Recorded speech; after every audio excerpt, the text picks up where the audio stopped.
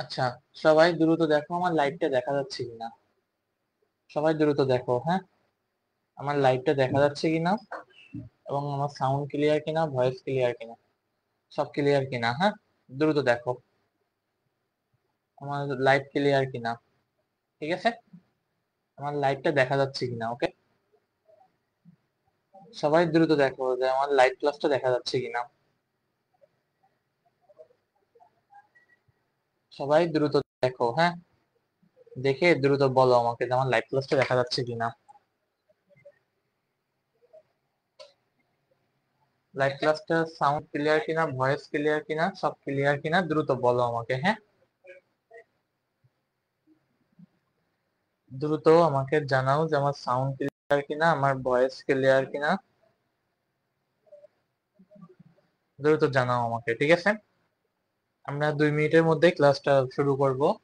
হ্যাঁ ভাইয়া দেখা যাচ্ছে, হ্যাঁ দাদা ক্লিয়ার, হ্যাঁ ভাইয়া ক্লিয়ার। ওকে, সবাই দ্রুত নিজের ফ্রেন্ডদেরকে একটু মেনশন করে দাও। সবাই দ্রুত নিজেদের ফ্রেন্ডদেরকে একটু মেনশন করে দাও। সবাই দ্রুত নিজেদের ফ্রেন্ডদেরকে একটু মেনশন করে দাও। ঠিক আছে, সবাই দ্রুত নিজেদের ফ্রেন্ডদেরকে একটু মেনশন করে দাও যেন সবাই লাইভ ক্লাসটাই পার্টিসিপেট করে। ওকে, সবাই দ্রুত নিজেদের ফ্রেন্ডদেরকে একটু মেনশন করে দাও। ওকে, সবাই দ্রুত নিজেদের ফ্রেন্ডদেরকে একটু মেনশন করে দাও। দ্রুত সবাই নিজেদের ফ্রেন্ডদেরকে একটু মেনশন করে দাও। জি ভাইয়া, অল ক্লিয়ার। হ্যাঁ, আচ্ছা, যাক, ঠিক আছে, চলো আমরা শুরু করি। সবাই আসতে লাগুক। দ্রুত সবাই নিজেদের ফ্রেন্ডদেরকে একটু মেনশন করে দাও। ঠিক আছে, ওকে, চলো শুরু করি আমরা। দেখো, আজকে আমাদের ভেক্টরে, সরি ভেক্টর বলছি, নিউটনিয়ান মেকানিক্স এর প্রবলেম সলভিং ক্লাস নাম্বার 2। ওকে, আজকে হচ্ছে আমাদের প্রবলেম সলভিং ক্লাস নাম্বার 2। আজকে আমরা প্রবলেম সলভিং ক্লাস 2 করব। ওকে, চলো। ওকে, তো পর আসো, আমাকে তো চিনোই, এটা দেওয়ার দেখছোই, সায়েন্স বা ম্যাথ সম্পর্কেও জানো। ওকে, চলো আমরা আজকে এই ম্যাথ থেকে শুরু করব। ওকে, লোকজন এত কম কেন? এটাই তো কথা, লোকজন এত কম কেন? লোকজন কি বৃষ্টিতে ঠান্ডা আবহাওয়া পেয়ে কি ঘুমাইছে সব? লোকজন এত কম কেন? সবাই নিজেদের ফ্রেন্ডদেরকে একটু মেনশন দিয়ে দাও এবং সবাই যেন ক্লাসের লাইভটা জয়েন করে। ওকে, সবাই দ্রুত নিজেদের ফ্রেন্ডদেরকে মেনশন দিয়ে দাও। ওকে, চলো এই ম্যাথটা দেখি আমরা। দেখো কি বলছে ম্যাথটায়। বলছে একটি যাত্রীবাহী ট্রেন 72 কিলোমিটার/আওয়ার বেগে চলছে। স্যার আমাদের এইদিকে প্রচুর বৃষ্টি হচ্ছে।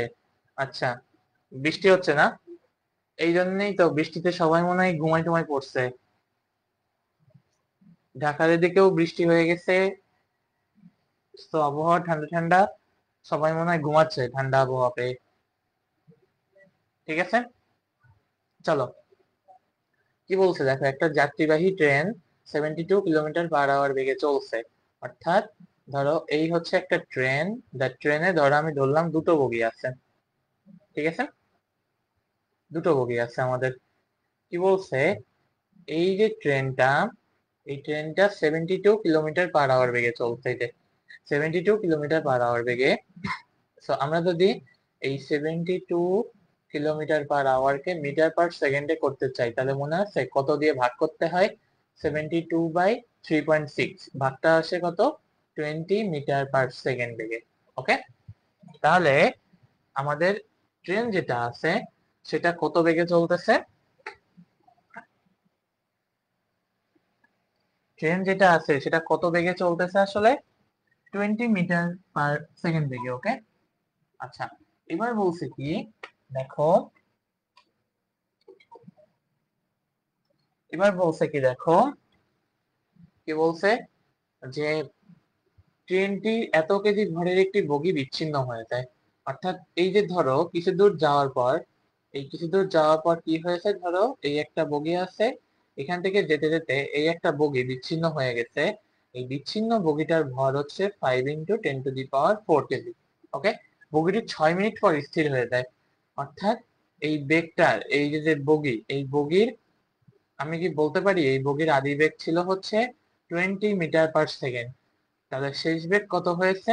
0। এবং থেমে গেছে কতক্ষণ পর? 6 মিনিট। 6 মিনিট মানে কত? 360 সেকেন্ড। ওকে, বলেছে কি বিভিন্ন বিচ্ছিন্ন অংশের উপর প্রযুক্ত বল কত। আচ্ছা, প্রযুক্ত বলের আগে আমাকে ত্বরণ বের করতে হবে। ত্বরণ কত হবে তাহলে? দেখো, ত্বরণ আমি পাচ্ছি কি এখান থেকে B minus U by T. Okay, B minus U by T কত? দেখো 0 মাইনাস 20/360। ওকে, সবাই দ্রুত করে বলো তো আমাকে, এটা ক্যালকুলেট করলে কত আসে?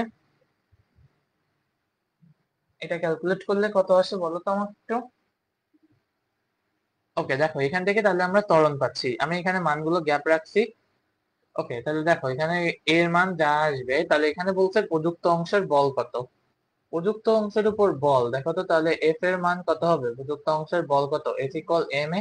অর্থাৎ এম এর মান কত দেখো, 5 × 10⁴ গুণ minus 0.055, 0.055 minus 0.055 metre per second square. Okay, so ত্বরণের মান পাচ্ছি, তাহলে আমার এখানে ত্বরণের মান কত? এটা মাইনাস 0.055। ওকে, তাহলে গুণ করে আমাকে এফ এর মানটা বলো কত আসে।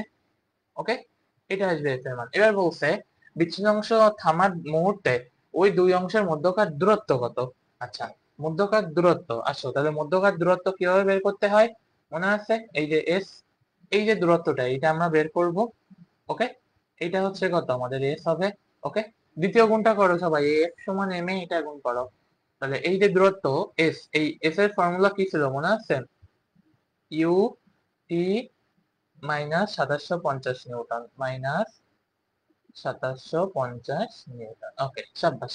ওকে, এবার আসো কি বলছে, এফ ইকুয়াল ইউটি বলছে দুই অংশের মধ্যকার দূরত্ব কত। আচ্ছা, দূরত্ব তাহলে কিভাবে পাবো আমরা? F equal U T plus half A T square.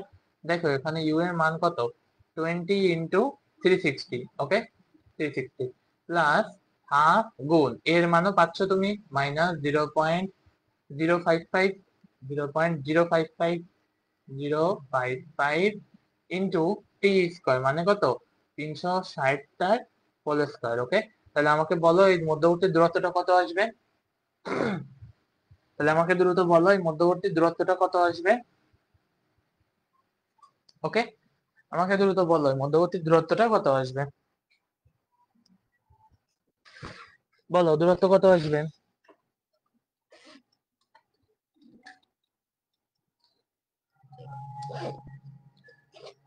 বলো বলো দ্রুত, দূরত্বটা কত আসবে।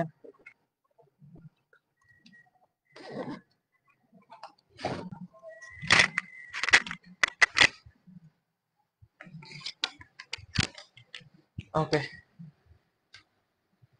3636। ওকে, এই ওয়াহিদুর রহমান তুমি আবার এটা কি বের করলা? Minus 28,000 something, 3636 metre. ওকে, চলো তাহলে 3636 মিটার। ওকে, আচ্ছা সবাই কমেন্ট করো তো উত্তরটা বোঝা গেছে কিনা, অ্যান্সারটা মানে ম্যাথটা বোঝা গেছে কিনা, দ্রুত সবাই কমেন্ট করো তো। প্রযুক্ত বলের জন্য আমাদের লাগবে হচ্ছে এফ, আর মধ্যবর্তী দূরত্বকে আমরা এফ দিয়ে প্রকাশ করছি। তাহলে সবাই দ্রুত কমেন্ট করো তো বোঝা গেছে কিনা। সবাই দ্রুত কমেন্ট করে তো বোঝা গেছে কিনা। হ্যাঁ, 3636 নিউটন, শিক্ষা শিলারিনী, হ্যাঁ ঠিক আছে তোমার ম্যাথ। ওকে, সবাই দ্রুত একটু কমেন্ট করো তো বোঝা গেছে কিনা। জি স্যার বুঝছি। ওকে, ওকে চলো তাহলে আমরা নেক্সট ম্যাথে যাই। কি বলছে দেখো, কি বলছে 54 কিলোমিটার/আওয়ার বেগে চলন্ত গাড়ির চালক 27 মিটার দূরে একটি বালককে দেখতে পেয়ে থেমে গেল। ব্রেক কষলো, ফলে 2 মিটার সামনে গিয়ে থামলো। চালক সহ গাড়ির ভর 1200 কেজি। প্রযুক্ত বল কত। ওকে, আচ্ছা দ্রুত সবাই 19 নাম্বারটা বলো তো পারবো কিনা, তাহলে এটা এইচডব্লিউ দেবো। 19 নাম্বার ম্যাথটা দেখো তো পারবো কিনা, তাহলে এটা এইচডব্লিউ দিব। 19 নাম্বার ম্যাথটা পারবো কিনা দেখো তো, তাহলে এটা এইচডব্লিউ দিব। দেখো তো 19 নাম্বার ম্যাথটা পারবো কিনা। জি ভাইয়া পারবো। ওকে, তাহলে এটা থাকবে এসডব্লিউ। ওকে, এই টাইপের ম্যাথ আগের দিন একটা করিয়েছি, একটা এসডব্লিউ দিয়েছি, তো এটা পারবা তোমরা। ওকে, এবার বলেছে দেখো 100 গ্রাম ভরের একটি বুলেট 600 মিটার 600 মিটার/সেকেন্ড দেয়ালে প্রবেশ করে 50 মিটার/সেকেন্ড বেগে বের হয়ে যায়। দেয়ালের বাধাদানকারী বল হচ্ছে 5 × 10⁴ বলছে দেয়ালের বেধ কত। ওকে, চলো আমরা দেখি। এখানে বলছে দেখো এই হচ্ছে ধরো একটা দেয়াল, এই দেয়ালের আমি একটু সরাই রাখি এটাকে। ধরো এই হচ্ছে একটা দেয়াল, এই দেয়ালের একটা পাশ দিয়ে বুলেট প্রবেশ করলো আর একটা পাশ দিয়ে বুলেট বের হয়ে গেল। এই পাশের বেগ হচ্ছে 600 মিটার/সেকেন্ড এন্ড এই পাশে হচ্ছে 50 মিটার/সেকেন্ড। ওকে, এখন বলছে কি দেয়ালে প্রবেশ করে বের হয়ে যায়, বলছে দেয়ালে বাধাদানকারী বল 5 × 10⁻। দাদা প্রবলেম 12 হোমওয়ার্ক ছিল, হ্যাঁ জানি। অর্পিতা বিশ্বাস প্রবলেম এসডব্লিউ গুলো করে আমাকে ইনবক্স করবা সরাসরি, ঠিক আছে? এসডব্লিউ গুলো করে আমাকে সরাসরি ইনবক্স করবা, ঠিক আছে? যেমন ওই যে ওয়াহিদুর রহমান মানে রিয়া আগের দিন আমাকে এসডব্লিউ করে ইনবক্স করছিল, ঠিক আছে? সো এই প্রবলেম গুলো করে করে আমাকে এসডব্লিউ দেখাবা, ইনবক্সে দেখাবা। ওকে, এটা আমাকে ইনবক্স করবা এসডব্লিউ। ওকে চলো, তো দেখো এখানে অপেক্ষাকৃত কম এখানে বলছে প্রথমে দেখো 600 মিটার/সেকেন্ড বেগে কোন দেয়ালে প্রবেশ করে 550 মিটার/সেকেন্ড বেগে বের হয়ে যায়। দেয়ালে বাধাদানকারী বল 5 × 10⁴। তাহলে এইখানে বল পাচ্ছি, এখানে ভর পাচ্ছি, তাহলে বল আর ভর আমি কি দুটো থেকে দেখো তো F=ma। তাহলে a সমান আমি কি বলতে পারি F/m। F এর মান কত আছে দেখো 5 × 10⁴ বাই আমার বলের মান কত আছে এখানে 100 গ্রাম, তার মানে 100 মানে কত 100 × 10⁻²। ওকে, তাহলে এটা করলে কত আসে দেখি 5 × 10⁻⁴ বাই 100 × 10⁻² করলে আসে 50,000 50,000 মিটার/সেকেন্ড স্কোয়ার। ওকে, এরকম আসে, ঠিক আছে? তাহলে আসো এখানে কি বলছে এবার, তাহলে আমার ত্বরণ পেয়ে যাচ্ছি। তাহলে প্রথমে বলছে দেয়ালের বেধ কত। আচ্ছা, আমরা কি এই ফর্মুলাটা জানি? দেখো তো v² = u² + 2as। ওকে, এখান থেকে দেখো বলছে v² = u² + 2as। এই ফর্মুলাতে দেখো তো, তাহলে 50² আমার শেষ বেগ 50, আদি বেগ হচ্ছে 600² ইকুয়াল না সরি প্লাস হবে মাঝখানে, তাহলে এখানে হচ্ছে প্লাস, এটা আসবে দেখো প্লাস 2 × এ হচ্ছে তাহলে কত আসবে 50,000 ইন্টু কত হবে এস। ওকে, এবার দেখো এখানে যে 600² আমি দিলাম না, আমার শেষ বেগ থেকে আদি বেগ বেশি ছিল না, মানে কি আমার আদি বেগ বেশি শেষ বেগ কম। And এই ক্ষেত্রে কি হয় আমাদের এটা ত্বরণ না হয় কি মন্দন হয়। ওকে, তো মন্দনের ক্ষেত্রে কি এটা মাইনাস, তো আমি এখানে এটা মাইনাস দিয়ে দিলাম। ওকে, তো আমাদের দেখো এস এর মানটা কত আসবে 50²। ওকে, এটা আসবে হচ্ছে আহ এরকম আসবে। ওকে, চলো তাহলে এটা আসবে 600² মাইনাস 50² বাই 2 × 50,000। ওকে, 1 2 3 4, আচ্ছা একটা শূন্য বেশি দিয়ে দিচ্ছি। ওকে, তাহলে এখান থেকে দেখো দেয়ালের বেধ কত, তাহলে এখানে দেখো এইটা হচ্ছে আমাদের এস। ওকে, এখান থেকে তাহলে দেয়ালের বেধ কত আসে 600² 600² মাইনাস 50² বাই 2 × 1 2 3 4 5।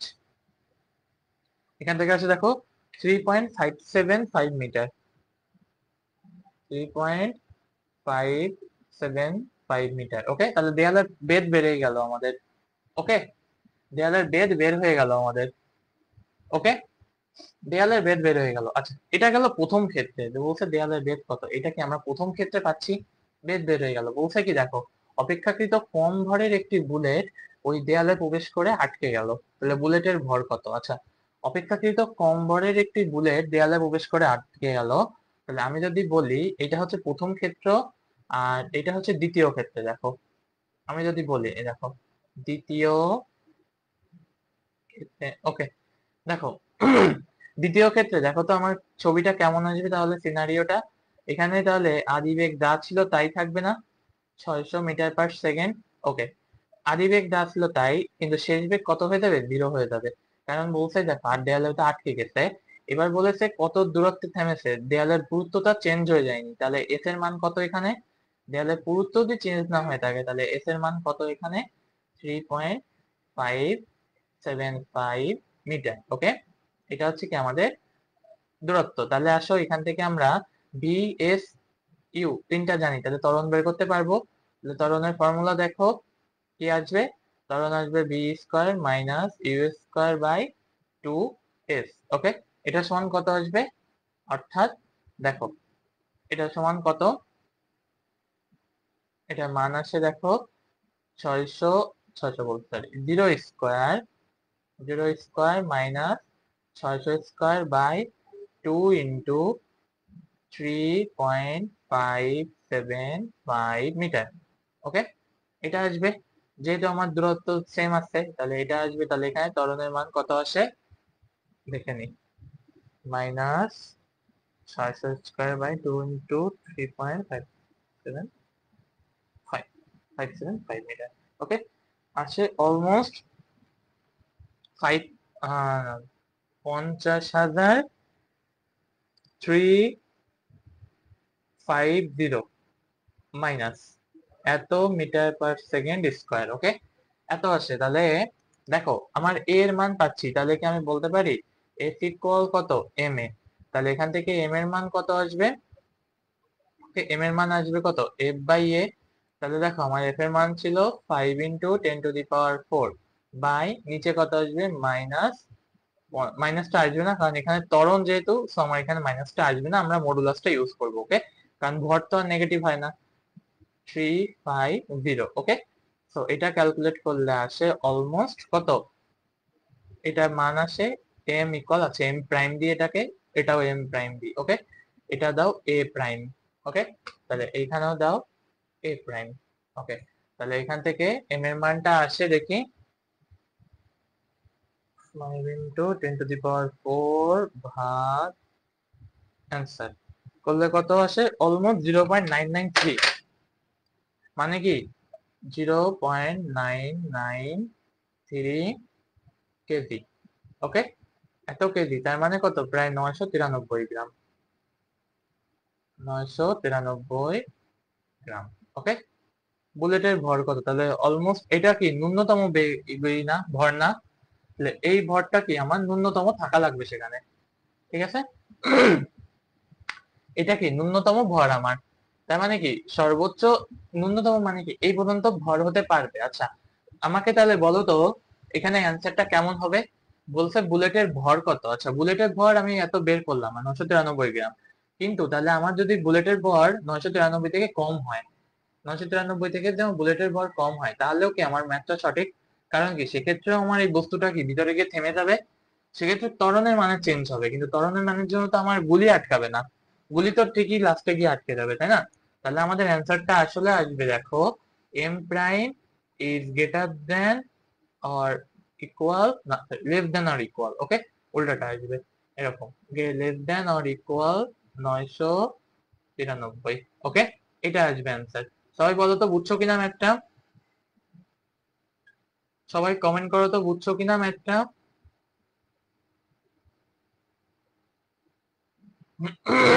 সবাই দ্রুত কমেন্ট করো তো ম্যাথটা বুঝছো কিনা, সবাই দ্রুত কমেন্ট করো তো বুঝছো কিনা।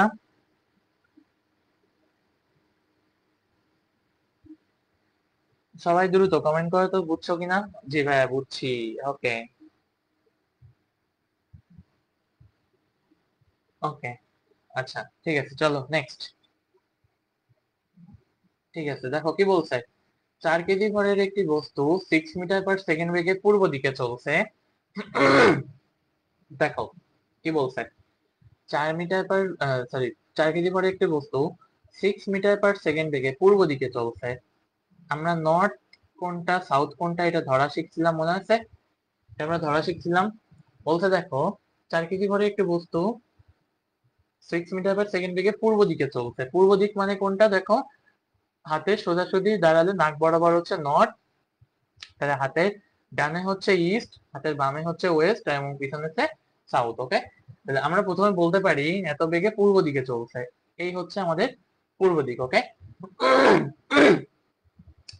বলছে কি দেখো তো, যে এর উপর উত্তর দিক বরাবর 8 নিউটন বল ক্রিয়া করলো। ওকে, এর উপর কি বলছে, উত্তর দিক বরাবর 8 নিউটনের একটি বল ক্রিয়া করলো। ঠিক আছে, ওকে, আসো। উত্তর দিক বরাবর যদি 8 নিউটনের একটি বল ক্রিয়া করে, তাহলে আমার কি বলটা মান কত হবে, এরকম হবে, ঠিক না? এই যে আমি এখান থেকে আঁকাই, দেখো 8 নিউটন বল এরকম ভাবে ক্রিয়া করছে, আমার এদিকে যাচ্ছে 6 মিটার পার সেকেন্ড বেগে, আমার বল ক্রিয়া করছে এদিকে। ওকে, আচ্ছা তাহলে আসো কি বলছেন, 4 সেকেন্ড পর বস্তুর সরণের মান কত। ওকে, 4 সেকেন্ড পর বস্তুর সরণের মান কত। ওকে, চলো আমরা এটাকে একটা মজার ফরম্যাটে করবো। ওকে, আমরা এটাকে একটা মজার ফরম্যাটে করব।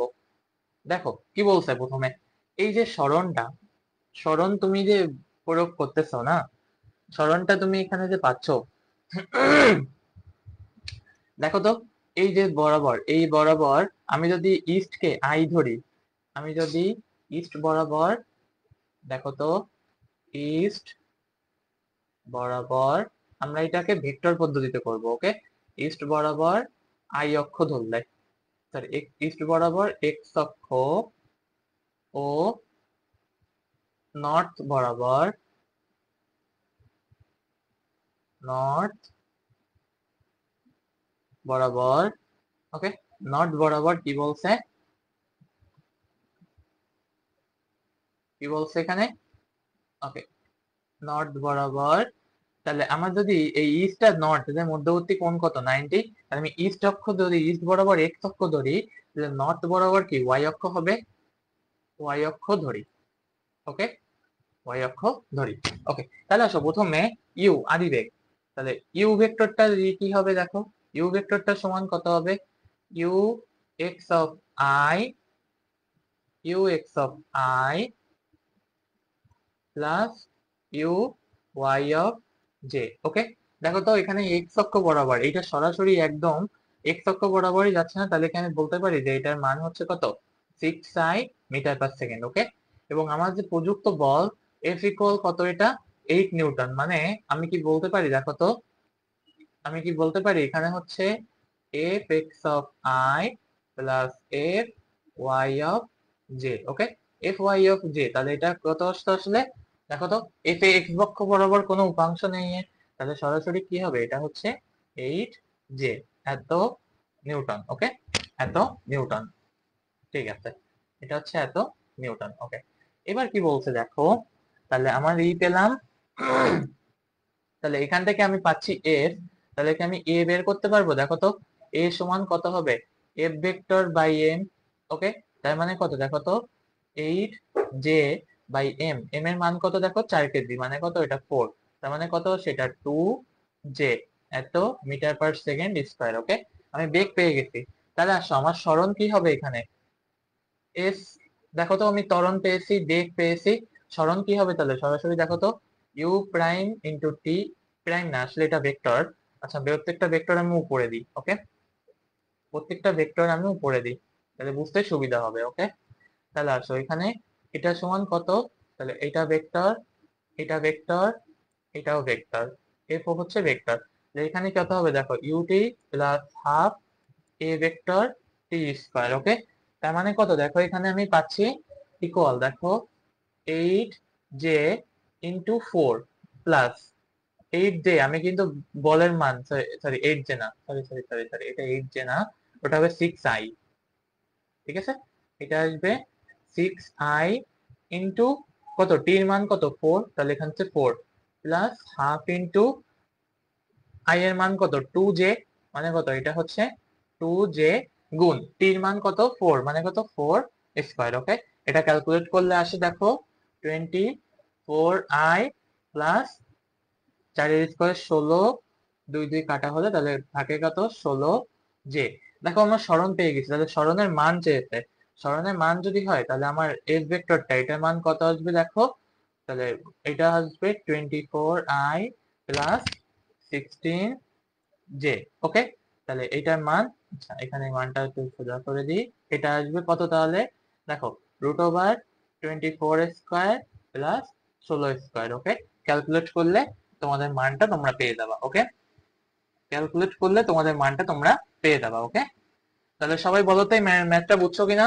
সরণের মানটা যেভাবে বের করছি, এটা হচ্ছে ভেক্টর পদ্ধতিতে বের করছি আমরা, খুব সহজ পদ্ধতিতে, নাহলে এটা আরো জটিল হয়ে যেত।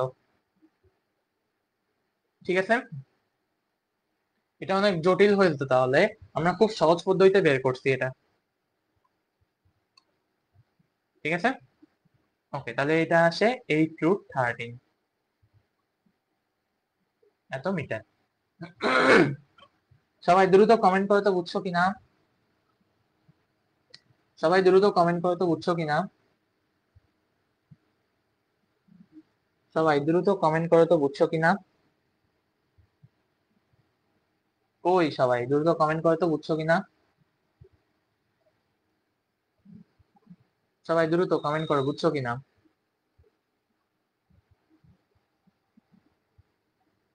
সবাই দ্রুত কমেন্ট করো, বুঝছো কিনা?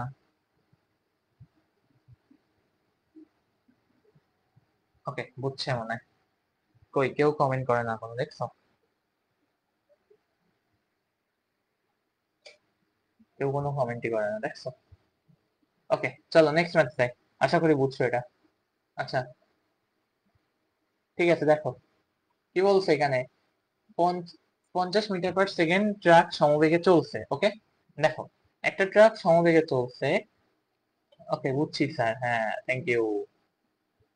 দেখো একটা ট্রাক সমবেগে চলছে, কি বলছে, এই অবস্থায় ট্রাকটিকে 10 কেজি পার সেকেন্ড হারে বালু লোড করা হলো। ট্রাকটিকে সমবেগে রাখতে কত বল প্রযুক্ত হবে? এরকম ভাবে একটা ট্রাক চলছিল, এটা হচ্ছে 50 মিটার পার সেকেন্ড বেগে, এবং এর উপর আমাকে যদি সমবেগ বজায় রাখতে হয়, তাহলে এর উপর আমার বালু প্রয়োগ করতে হচ্ছে, বা স্যার কমেন্ট করছি তো, হ্যাঁ তুমি একা কমেন্ট করছো, আর কই? দেখছো তোমার ফ্রেন্ডরা দুষ্ট হয়ে যাচ্ছে দিন দিন, তোমার ফ্রেন্ডরা দুষ্ট হয়ে যাচ্ছে, কমেন্ট করে না, দেখছো? কমেন্ট করে না। 10 কেজি পার সেকেন্ড হারে বালু লোড করা হচ্ছে, তাহলে এইখান থেকে দেখো এই যে বালু লোড আমার করা হচ্ছে, এটা কত হারে? 10 কেজি পার সেকেন্ড। ওকে, আচ্ছা, আসো আমরা একটু সহজে বুঝি ম্যাথটাকে। আমরাও করছি, হ্যাঁ, ঠিক আছে ভাইয়া, আমরা সবাই কমেন্ট করছি। Thank you, thank you. আচ্ছা, তাহলে আমার এখানে কমেন্ট দেরি করে আসছে। ঠিক আছে, না দুষ্টু হয় নাই তাহলে, ভালো আছে, দুষ্টু হয় নাই তাহলে। না, তোমাদের বঙ্কিম ভাই বলতেছিল যে তুমি দুষ্টু হয়ে গেছো তোমরা, তোমাদের বঙ্কিম ভাই বলতেছিল দুষ্টু হয়ে যাচ্ছ। ওই যে হরেন্দ্রনাথ মন্ডল আবার লিখেও ফেলতে, ভাইয়া আমরা সবাই কমেন্ট করছি ইয়ো, ভাইয়া আমরা সবাই কমেন্ট করছি ইয়ো। আচ্ছা ঠিক আছে, হ্যাঁ হ্যাঁ হ্যাঁ, ঠিক আছে ঠিক আছে, বুঝছি বুঝছি, কমেন্ট করছো সবাই, ঠিক আছে। এই দেখো, দেখছো আবার হরেন্দ্রনাথ মন্ডল কমেন্ট মুছেও ফেলে, দেখছো না? আচ্ছা ঠিক আছে, সমস্যা নেই, চলো দেখো কি বলছে। একটা ট্রাক 50 মিটার পার সেকেন্ড বেগে চলছে, আমরা জানি কি, দেখো তো এই এফ, আমাদের এফ সমান এম এ একটা ফর্মুলা ছিল। ওকে, যখন বস্তুর ভর ছিল সেম, কিন্তু আরেকটা ফর্মুলা ছিল আমাদের মনে আছে, ডি, এই এফ সমান আসলে নিউটনের সেকেন্ড ফর্মুলা কই বলে, ডিডিটি অফ পি, এটা কি মনে আছে? ঠিক আছে, ডিডিটি অফ পি, এটার মানে কি আমরা বুঝতে পারি, দেখো F equal DDT of P, মানে বস্তুর উপর প্রযুক্ত ভরবেগের পরিবর্তনের হার প্রযুক্ত বলের সমানুপাতিক, এটা আমরা জানতাম। দেখো এফ ইকুয়াল কি ডিডিটি অফ পি। এবার দেখো এম, এবার এবার কি হবে এখানে, ডিডিটি অফ এম ভি। ওকে, এখানে দেখো বস্তুর বেগটা, ভাইয়া আমরা সবাই কমেন্ট করছি তো, তো ওটা ইও হয়ে গেছে, তাই ইও বললে বলতে সমস্যা নেই, তোমাদের বঙ্কিম ভাই বলছে, তোমাদের এই বঙ্কিম ভাই বলছে তোমরা দুষ্ট হয়ে যাচ্ছ, আমাকে ফোন দিয়ে বললো, তোমাদের বঙ্কিম ভাই বলছে। ঠিক আছে, তোমাদের বঙ্কিম ভাই আমাকে বললো তোমরা নাকি সব দুষ্ট হয়ে যাচ্ছ, তাই ওই যে আগের দিন দুটো গার্লফ্রেন্ডের কথা বলছি না তোমাদের বঙ্কিম ভাইয়ের, তাই বলতেছিল আমাকে যে তোমরা নাকি দুষ্ট হয়ে যাচ্ছ, তাই বললো আমাকে। চলো, তাহলে দেখো ডিডিটি অফ এম ভি, এখানে দেখো বস্তুর বেগ যদি সমবেগ হতো, তাহলে আমরা কি বলতে পারি, ভি হচ্ছে কনস্ট্যান্ট। ভি কনস্ট্যান্ট মানে কি, তাহলে আমরা বলতে পারি দেখো ডিডিটি অফ এম। ওকে, এবার দেখো ডিডিটি অফ এম মানে কি, দেখো তো বস্তুর ভর, আমি যদি এই পাশে লিখি ডিডিটি অফ এম, এটাকে লেখা হয় হচ্ছে বস্তুর ভর পরিবর্তনের হার, ভর পরিবর্তনের হার। ওকে, বস্তুর ভর পরিবর্তনের হার এটাকে কিভাবে প্রকাশ করা হয়? দেখো উপরে আসবে কি কেজি, নিচে একক কি টি মানে কি সেকেন্ড, তার মানে আমরা বলতে পারি এটার একক হচ্ছে কেজি পার সেকেন্ড। ওকে, তাহলে আসো বস্তুর ভর পরিবর্তনের হারকে কেজি পার সেকেন্ড আকারে প্রকাশ করা হয়। এবার দেখো সমবেগ কত, এখানে সমবেগ হচ্ছে 50 ইন্টু ডিডিটি অফ এম, তার মানে কত দেখো এই যে সেই কেজি পার সেকেন্ড, দেখছো এই হচ্ছে ডিডিটি অফ এম। ওকে, বস্তুর সমবেগ হচ্ছে বি। ওকে, তাহলে এখানে কত হবে দেখো এটা হচ্ছে 10, তাহলে এটা কত হবে টোটাল 500 নিউটন। ওকে, তাহলে কি ম্যাথটা বোঝা গেছে, এটা হবে 500 নিউটন। ওকে, সবাই কমেন্ট করো তো বুঝছো কিনা, সবাই কমেন্ট করো তো বুঝছো কিনা, সবাই কমেন্ট করো তো বুঝছো কিনা, এবার করো কমেন্ট। জি ভাইয়া বুঝছি, ওকে থ্যাংক ইউ। চলো, মজা ম্যাথ।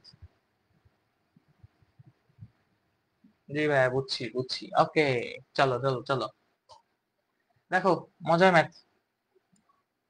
দেখো কি বলছে, 8 সেন্টিমিটার ব্যাসের একটি পাইপ অনুভূমিক খাড়া দেয়ালের উপর 8 মিটার পার সেকেন্ড বেগে পানি ফেলছে। ওকে, দেখো আঘাতের পর দেয়ালের লম্ব দিকে পানির বেগ শূন্য হলে দেয়ালে কত বল ক্রিয়া করে? আচ্ছা ভালো করে খেয়াল করো, খেয়াল করো ভালো করে। এই যে এইটার সমান কি এম এ, ঠিক আছে।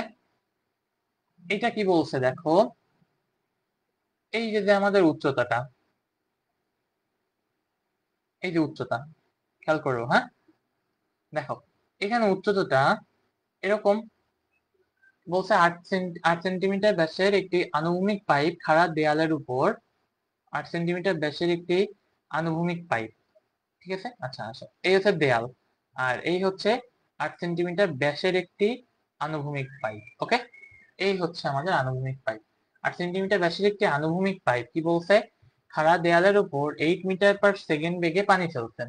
আচ্ছা ভালো কথা, খাড়া দেয়ালের উপর 8 মিটার পার সেকেন্ড বেগে পানি ফেলছে। ওকে, এইটা আসো, হুম ঠিক আছে। কি বলছে, খাড়া দেয়ালের উপর 8 মিটার পার সেকেন্ড বেগে, এইটা হচ্ছে 8 মিটার পার সেকেন্ড বেগে পানি ফেলছে, ভালো কথা। আঘাতের পর দেয়ালের লম্ব দিকে পানির বেগ শূন্য। আচ্ছা, দেয়ালের লম্ব দিকে পানির বেগ শূন্য, এই বরাবর পানির বেগ যেটা ছিল, আঘাতের পর দেয়ালের লম্ব দিকে, দেয়ালের লম্ব দিকে মানে কি পানি ফিরছে কিভাবে, এখান থেকে ধরো ভি, ভি সমান কত 0, আমার আদি বেগ কত ছিল এটা 8 মিটার পার সেকেন্ড। ওকে, বলছে কি দেখো শূন্য হলে দেয়ালে কত বল ক্রিয়া করে, ঠিক আছে, দেয়ালে কত বল ক্রিয়া করে। ওকে, এটার জন্য ফর্মুলা হচ্ছে দেখো এইভাবে যখন খেয়াল করবা, যখন 8 সেন্টিমিটার ব্যাস বলেছে, ব্যাস থেকে কি আমরা ব্যাসার্ধ পাবো। ওকে, খেয়াল করো, আমরা ব্যাস থেকে কি, ব্যাস থেকে ব্যাসার্ধ পাবো। ওকে, ব্যাস থেকে ব্যাসার্ধ পাবো, ব্যাসার্ধ থেকে কি পাবো, বস্তুর ক্ষেত্রফল পাবো। ওকে, বস্তুর ক্ষেত্রফল পাবো। ওকে, এবার আসো, তাহলে যখন ক্ষেত্রফলটা পাবো মনে রাখবা এই ক্ষেত্রফলকে কি দিয়ে প্রকাশ করি, এ দিয়ে। ওকে, ঘনত্ব দেওয়া থাকবে, পানির ঘনত্ব দেওয়া থাকবে, এখানে দেওয়া আছে দেখো ঘনত্ব, ঘনত্ব কি, ঘনত্ব হচ্ছে রো, এটা সমান কত দেওয়া আছে 1000। ওকে, আর এই যে যে রো এই ক্ষেত্রফল এ, এই ক্ষেত্রফল আমরা সমান কি জানি পাই আর স্কয়ার। ওকে, এবার দেখো ঘনত্ব দেওয়া আছে কত কেজি পার মিটার কিউব। ওকে, কেজি পার মিটার কিউব। ওকে, এবার দেখো বলছে দেখো এখানে 8 মিটার পার সেকেন্ড বেগে, বেগ, বেগ ভি সমান কত 8 মিটার পার সেকেন্ড। ওকে, এই ক্ষেত্রে সরাসরি ফর্মুলাটা মনে রাখবা, সেটা হচ্ছে rho A V square. Okay, এটা একদম অ্যাডিশনের ফর্মুলা, সরাসরি মনে রাখবা।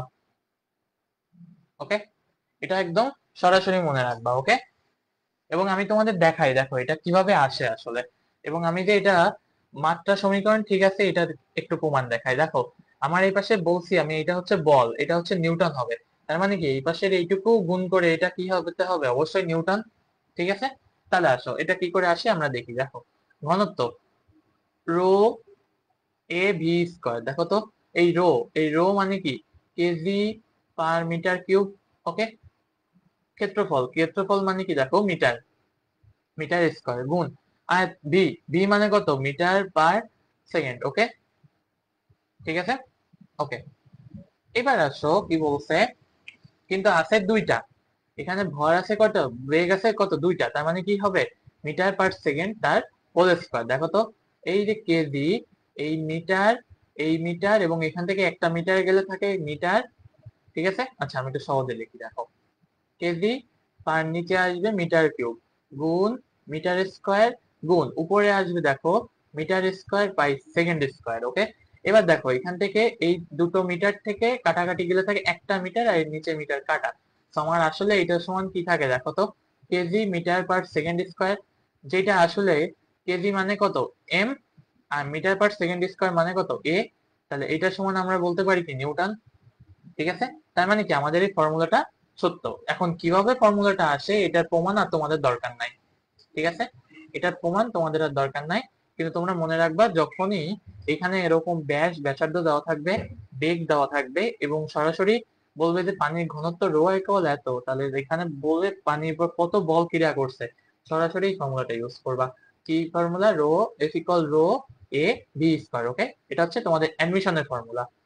ঠিক আছে, ওকে চলো তাহলে আমরা এখন করি। তাহলে বুঝলে তো যে এটা হচ্ছে এটারই ফর্মুলা। ওকে চলো তাহলে রো কি লেখা যায় দেখো, তাহলে এখানে হচ্ছে কত, এটা 1000 গুণ ক্ষেত্রফল কত পাই ইন্টু আর স্কয়ার, আর মানে কত ব্যাসার্ধ, ব্যাসার্ধ কত 4 ইন্টু 10⁻², তার হোল স্কয়ার গুণ ভি, ভি মানে কত দেখো 8 স্কয়ার। ওকে, এটা কিন্তু পাই আর স্কয়ার। ওকে, তাহলে এখানে দেখো ক্যালকুলেট করলে কত আসে দেখি, 1000 গুণ পাই গুণ 4 × 10⁻², তার হোল স্কয়ার গুণ 8 স্কয়ার। ওকে, এটা আসে দেখো 321.7 নিউটন। ঠিক আছে, 321.7 নিউটন।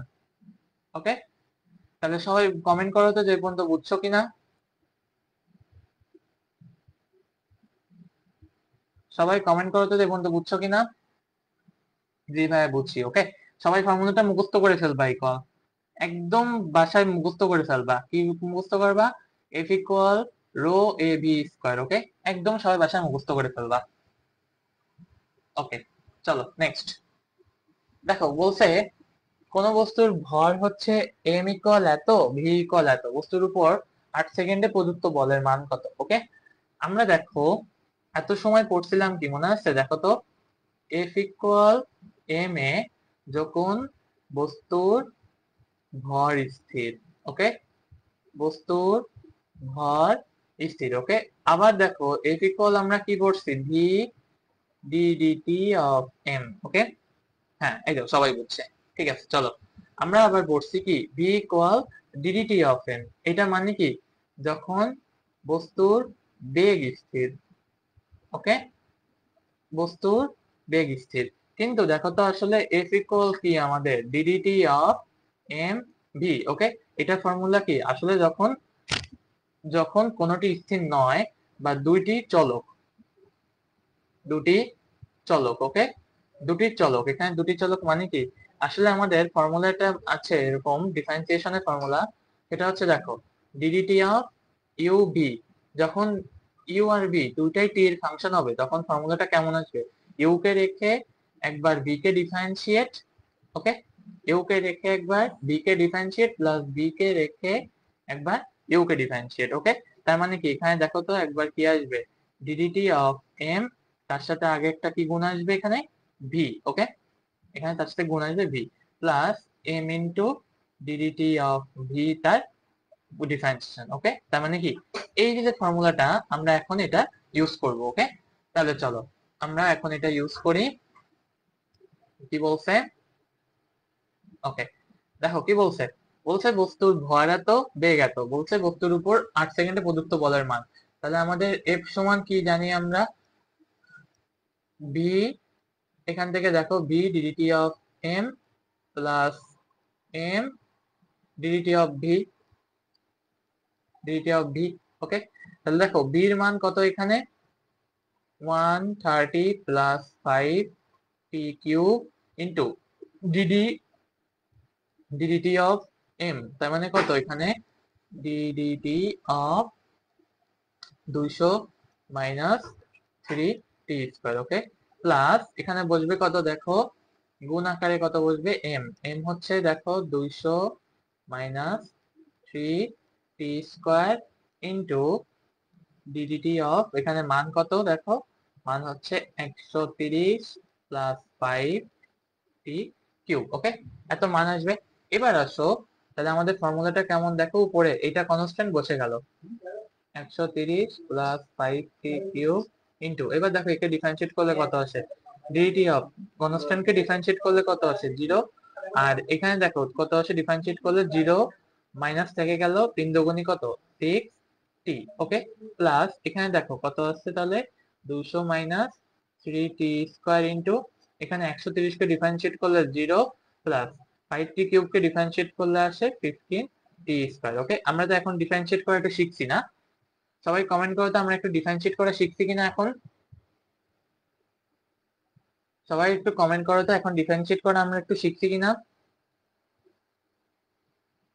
সবাই দ্রুত একটু কমেন্ট করো তো যে আমরা এখন ডিফারেন্সিয়েট করা একটু শিখছি কিনা, আমরা ডিফারেন্সিয়েট করতে পারি কিনা এখন। জি ভাইয়া, হ্যাঁ থ্যাংক ইউ।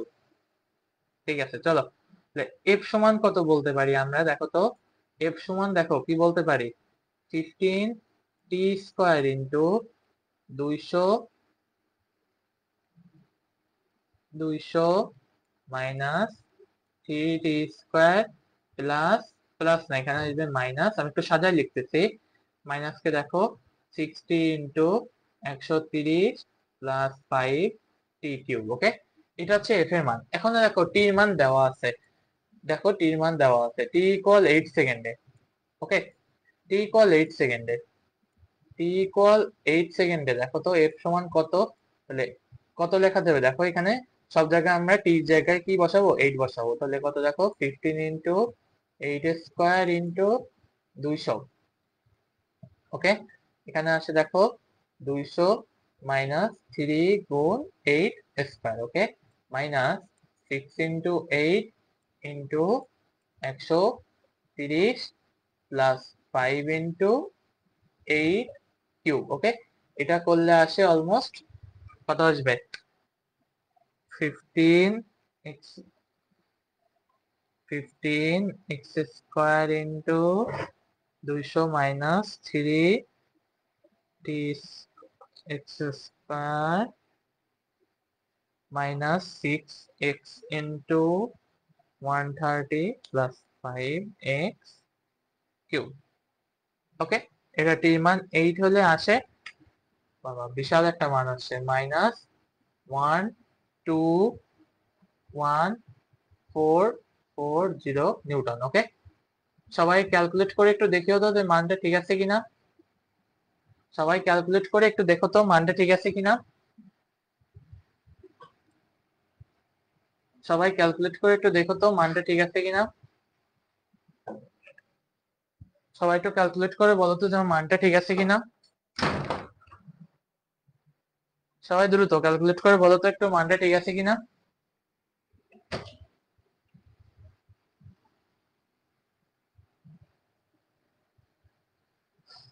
সবাই দ্রুত ক্যালকুলেট করে বলো তো। ঠিক আছে ভাইয়া, হ্যাঁ ঠিক আছে, ঠিক আছে তাহলে বলো অঙ্কটা বুঝছো কিনা এবার। ওকে, মান যদি বুঝে থাকো তাহলে অঙ্কটা বুঝছো, সমস্যা নেই, দেখো তো অঙ্কটা বুঝছো কিনা।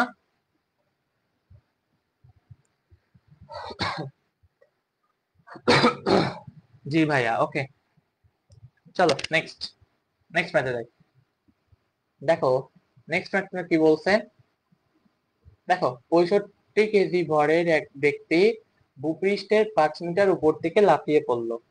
ঠিক আছে, 65 কেজি ভরের একজন ব্যক্তি ভূপৃষ্ঠের 5 মিটার উপর থেকে লাফিয়ে পড়লো, ভূমি স্পর্শ করার সময় হাঁটু ভাঁজ না করলে তার শরীর মাত্র 1.8 সেকেন্ডে স্থির হয়। তবে ভূমি স্পর্শ করার সময় হাঁটু ভাঁজ করলে তার শরীর স্থির হতে 1 সেকেন্ড সময় নেয়। ঠিক আছে, বলছে কি উভয় ক্ষেত্রে ভূপৃষ্ঠে ব্যক্তিটির উপর কত বল প্রয়োগ করে। ওকে, চলো দেখো কি বলছেন। এই হচ্ছে ধরো 5 মিটার উপর থেকে লাফিয়ে পড়লো 65 কেজি ভরের একজন ব্যক্তি 5 মিটার উপর থেকে লাফিয়ে পড়লো।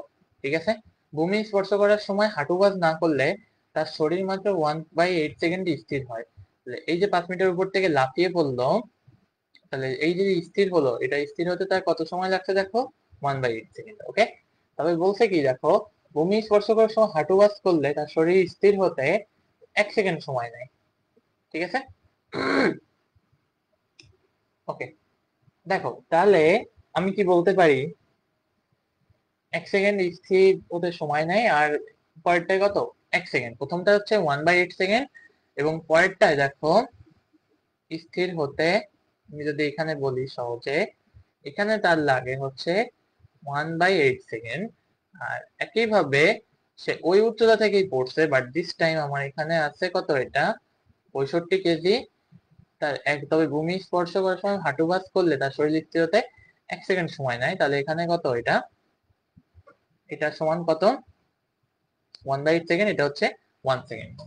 ওকে, তাহলে আসো সরাসরি দেখো আমরা কি বলতে পারি, স্থির পড়লো ভূমি স্থির করার সময়। তাহলে প্রথম ক্ষেত্রে আমরা কি বলতে পারি দেখো তো, প্রথম ক্ষেত্রে F1 ইকুয়াল m a1। ওকে, m a1, বা সহজে বলতে পারি m a1। ওকে, a1 এ থাকুক এখানে।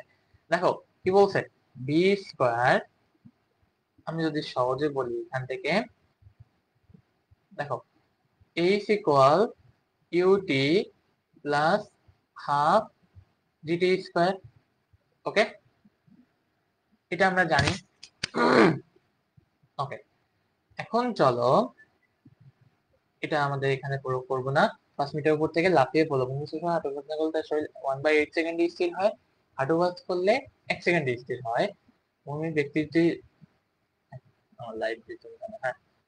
আচ্ছা, লাইভ ক্লিয়ার তো, আশা করি লাইভ আবার মাঝে মাঝে একটু বেঁধে বেঁধে যায়। ওকে, আচ্ছা ঠিক আছে, চলো কি বলছে দেখো, 65 কেজি ভরের একজন ব্যক্তি 5 মিটার উপর থেকে লাফিয়ে পড়লো।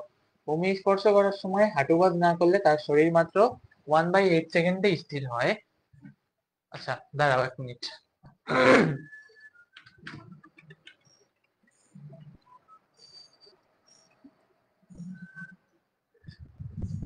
ও কি বলতে একটু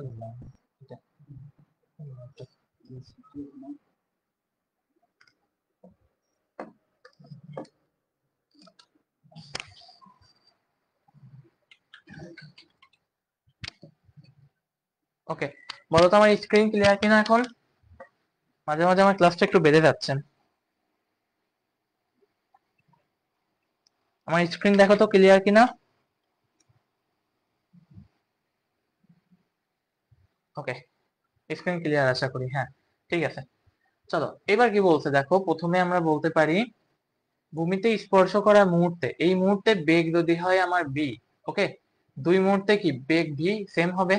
তাহলে আমরা প্রথমে দেখো ভি কি সমান কি বলতে পারি, U V square equal U square plus 2gh। Okay, তাহলে দেখো 0 প্লাস 2 ইন্টু জি, জির মান কত 10 ইন্টু এইচ এর মান কত 5, বির মান কত আসে এখান থেকে 10 মিটার পার সেকেন্ড। ওকে, আচ্ছা এবার বলছে কি দেখো তো, তাহলে কি আমরা বলতে পারি প্রযুক্ত বস্তুর উপর এই যে m1a1, এটা আমরা বলতে পারি দেখো তো, এরকম বলতে পারি m into V minus U by টি।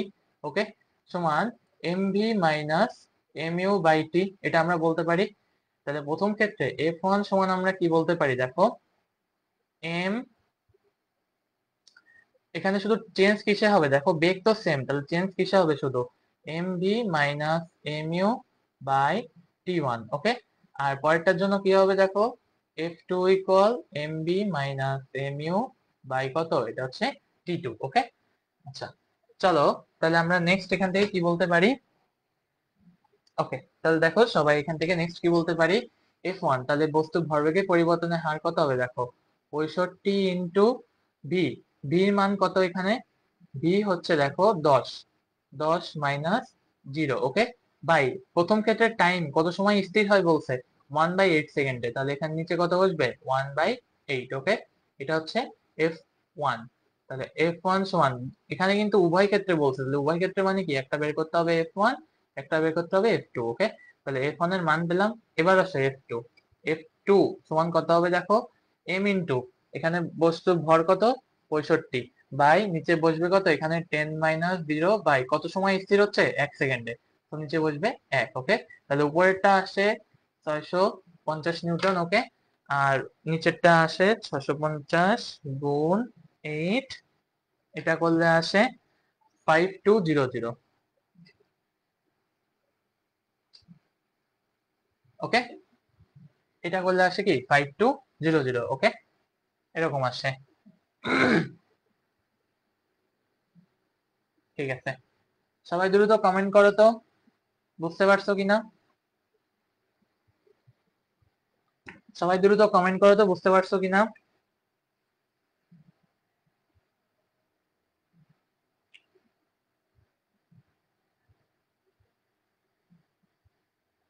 জি ভাইয়া বুঝছি, ওকে, ঠিক আছে। ওকে, ইজি না একদম ম্যাথটা? তাহলে চলো, ওকে। আচ্ছা, এরপর আসো, এবার আমরা আজকে মেইন টপিকে ঢুকবো, ওকে। এটা হচ্ছে আমরা আজকে মেইন টপিকে ঢুকিই নাই এখনো, আজকে মেইন টপিক আমরা ঢুকিই নাই এখনো, ওকে।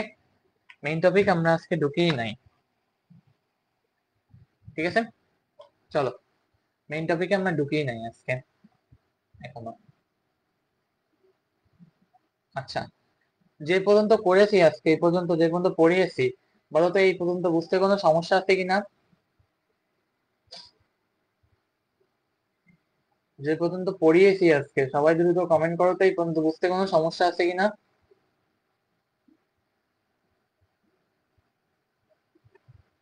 বুঝছি দাদা, বুঝছি, ওকে, ওকে।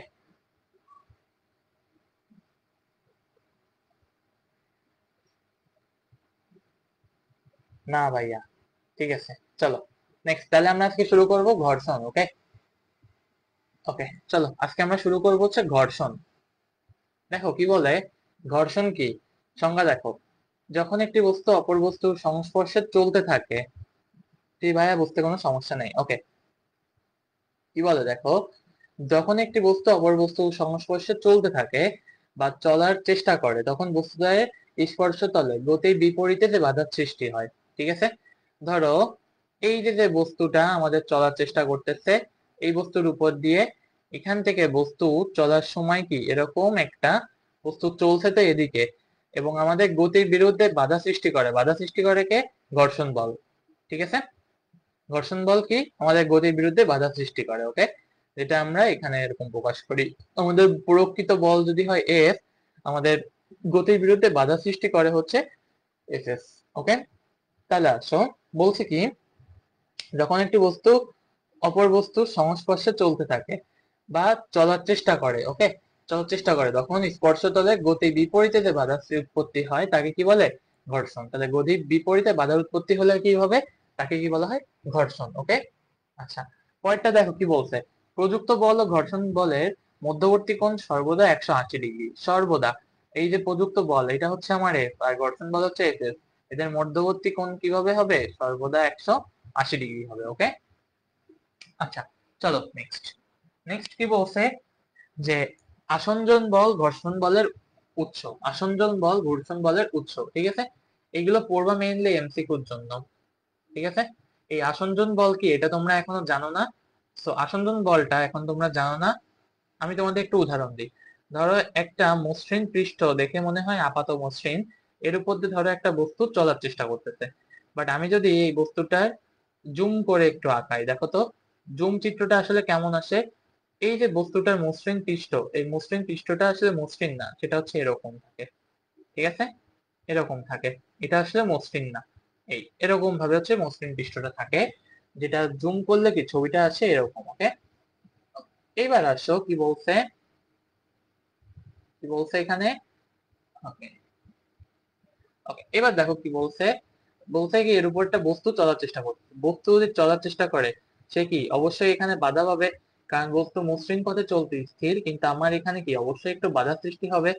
ঠিক আছে, তাহলে এই যে বাধা সৃষ্টি হবে তলের বিপরীতে, এটাকে বলা হয় হচ্ছে কি এটা ঘর্ষণ। ওকে, এটাকেই বলা হয় হচ্ছে কি ঘর্ষণ। ওকে, কি বলছে, দুটি তলের আপেক্ষিক গতির ফলে সৃষ্ট খাতগুলির আকার আকৃতি ক্রমাগত পরিবর্তিত হয়ে তরঙ্গ পারমাণবিক গতির উৎস, যা ঘর্ষণের উৎস। ওকে, এটা এখনো তোমাদের মানে এটা নেই, শুধুমাত্র এমসিকিউর জন্য পড়বা। ওকে, দেখো কোন বিজ্ঞানী, বিজ্ঞানী কুলাম সর্বপ্রথম স্থিতি ও চলঘর্ষণকে আলাদাভাবে উল্লেখ করেন। ওকে, তাহলে বলো তো প্রথম স্লাইডটা বুঝছো কিনা?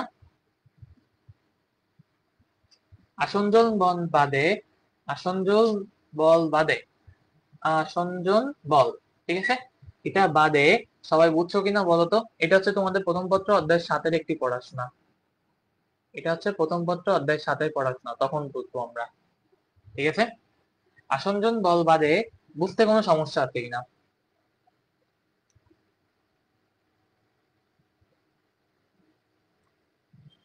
জি ভাইয়া বুঝছি। ওকে, চলো, জি ভাইয়া বুঝছি। ওকে, আচ্ছা নেক্সট দেখো, শিল্পী লিওনার্দো দা ভিঞ্চি সর্বপ্রথম পরীক্ষার মাধ্যমে ঘর্ষণের সূত্রাবলী প্রতিষ্ঠা করেন। কি প্রতিষ্ঠা করেন দেখো, কি কি বলছে, ঘর্ষণ সর্বদা আপেক্ষিক গতির বিরুদ্ধে কাজ করে। আপেক্ষিক গতি কেমন, আমার এই যে বস্তু বস্তু চলছে কোন দিকে, সামনের দিকে, তাহলে তার বিপরীতে কি কাজ করবে, ঘর্ষণ বল কাজ করবে। এটা হচ্ছে 1 নাম্বার। ঠিক আছে, এটা 1 নাম্বার। এবং স্পর্শ তলের সঙ্গে সমান্তরাল, এই যে স্পর্শ তল কি এবি, এর সাথে সমান্তরাল। ঠিক আছে, স্পর্শ তলের নিচে আমি লিখে রাখলাম এটা হচ্ছে এবি, এর সাথে সমান্তরাল। ওকে, এবার কি বলতে দেখো, সংস্পর্শে থাকা দুইটি তলের মধ্যে সীমান্ত বা চলঘর্ষণ লম্ব বলের সমানুপাতিক। আচ্ছা, সংস্পর্শে থাকা দুটি তলের মধ্যে সীমান্ত ঘর্ষণ বা চলঘর্ষণ লম্ব বলের সমানুপাতিক। আচ্ছা, ঘর্ষণ হলো কয়েক প্রকার হয়, 4 প্রকার ঘর্ষণ পাওয়া যায় প্রকৃতিতে, 4 প্রকার ঘর্ষণ পাওয়া যায়। কি কি? স্থিতি ঘর্ষণ, চলঘর্ষণ, আবর্ত ঘর্ষণ আর প্রবাহী ঘর্ষণ। ওকে, ওকে, চলো, কি বলছে যে চলঘর্ষণ লম্ব বলের সমানুপাতিক। আচ্ছা, চলঘর্ষণ লম্ব বলের সমানুপাতিক। আচ্ছা, এই যে চলঘর্ষণ এফ এস, এই যে ধরো চলঘর্ষণ, ধরো আমরা এটাকে বললাম এফ এস। ওকে, এফ এস বা এফ কে, এই সীমান্ত ঘর্ষণকে কি দিয়ে প্রকাশ করা হয়, এটা হচ্ছে এফ এস। সীমান্ত ঘর্ষণ হচ্ছে এফ এস, মানে কি স্ট্যাটিক ফ্রিকশন। ওকে, আর চলঘর্ষণকে কি দিয়ে প্রকাশ করা হয়, এফ কে দিয়ে। কি বলছে, সীমান্ত ঘর্ষণ বা চলঘর্ষণ লম্ব বলের সমানুপাতিক। এইটার সমানুপাতিক কি, লম্ব বল। দেখো, একটা বস্তু যখন ভূমিতে দাঁড়িয়ে থাকে তখন তার বস্তুর নিচের দিক বরাবর, সর্বদা মনে রাখবা, বস্তুর অভিকর্ষ ত্বরণ যেদিকে কাজ করবে, বস্তুর অভিকর্ষ ত্বরণের সাথে 0 ডিগ্রি কোণে আমাদের বস্তুর ভর কাজ করে। এটা হচ্ছে বস্তুর ওজন।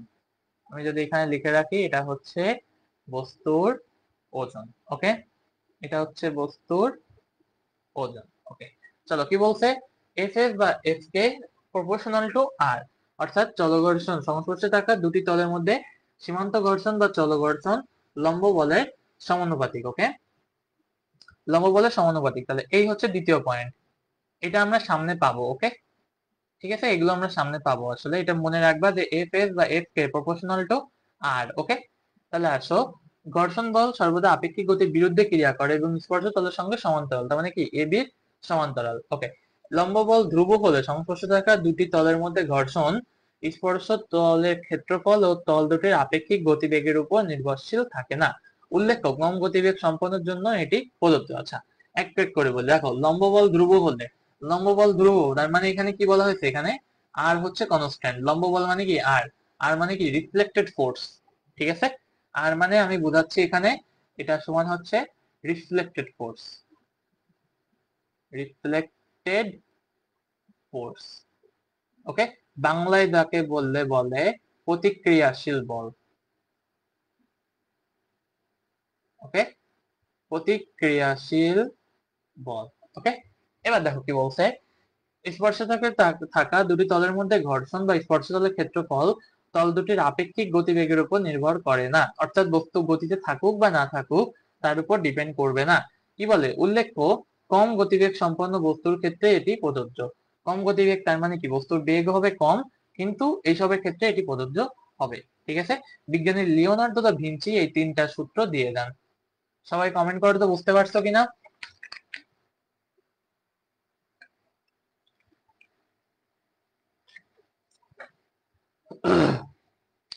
সবাই কমেন্ট করে তো বুঝতে পারছো কিনা?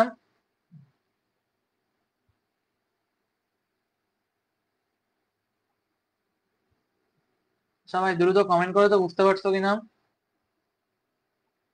জি ভাইয়া বুঝছি। ওকে, আচ্ছা চলো দেখো, চিত্রের মাধ্যমে ঘর্ষণের ছক রূপ বোঝা যায়। ওকে, দেখো খেয়াল করো, চিত্রের মাধ্যমে পর্যবেক্ষণ সংখ্যা নাম্বার 1, আমরা কোনো বস্তুর উপর প্রথমে বল প্রয়োগ করছি না, অনুভূমিক বল 0, প্রযুক্ত বল 0। ওকে, এখানে প্রযুক্ত বল হচ্ছে 0।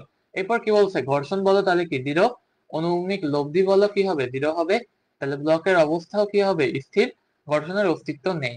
আমরা যদি বস্তু চলাই শুরু না করে তাহলে কি আমরা বলতে পারি সেখানে কোনো ঘর্ষণ নেই? ঠিক আছে, বস্তু চলা শুরু করে নাই তার মানে কি সেটা স্থির। ঠিক আছে, স্থির মানে কি ঘর্ষণের কোনো অস্তিত্ব নেই সেখানে। আচ্ছা, প্রথম ক্ষেত্র গেল। দ্বিতীয় ক্ষেত্র কি বলছে, দ্বিতীয় ক্ষেত্র বলছে দেখো আমি 50 নিউটন বল প্রয়োগ করলাম, আমার 50 নিউটনের বল ঘর্ষণ বল, তাহলে তারপরেও কি আমার বস্তু চলা শুরু করবে, করবে না? সহজ কথায় বলি, দেখো এই ধরো একটা ব্লক, কোথায় বোঝাই, ঠিক আছে, এই ধরো একটা ব্লক, এই এই ধরো একটা ব্লক, এই ব্লকের উপর আমার বস্তুর ঘর্ষণ বল হচ্ছে 100 নিউটন বলে দিছে, ঘর্ষণ বল এটা হচ্ছে 100 নিউটন। ওকে, তাহলে আমি যদি এর উপর প্রথমে বল প্রয়োগ করি, প্রথমে বল প্রয়োগ করলাম 0, তাহলে কি 0 বল প্রয়োগ করলে কি বস্তু স্থির। ঠিক আছে, এরপর বস্তুর উপর ধীরে ধীরে বল প্রয়োগ করলাম, আমি 50 নিউটন বল প্রয়োগ করলাম। ওকে, 50 নিউটন বল প্রয়োগ করলে আমার ঘর্ষণ বল হচ্ছে 100 নিউটন, তাহলে 50 নিউটনই কি সামনের দিকে 50 প্রয়োগ করলে আমার পিছনেও ঘর্ষণ বলের অস্তিত্ব 50 হবে। ঠিক আছে, তার মানে কি আমার বস্তু স্থিতি ঘর্ষণের সম্মুখীন হবে। এই দেখো দ্বিতীয় পয়েন্ট। ওকে, তারপরেও কি বস্তু স্থির, আমার এখানে বস্তু স্থির মানে কি, তার মানে আমার বস্তু চলা শুরু করে নাই, ঘর্ষণ কাজ করতেছে। ওকে, আচ্ছা তাহলে 3 নম্বরে আসো, মনে রাখবা ঘর্ষণ বল কিন্তু 100 নিউটন। এবার দেখো আমি 80 নিউটন বল প্রয়োগ করছি, তারপরেও কি আমার এখানে 50 নিউটন ঘর্ষণ কাজ করতেছে। কেন? কারণ ওই যে 50 নিউটন বল প্রয়োগ করাতে আমার একটা ঘর্ষণ হচ্ছিল এখানে 80 নিউটন, তাহলে এখানে এটা আসলে 80 হবে।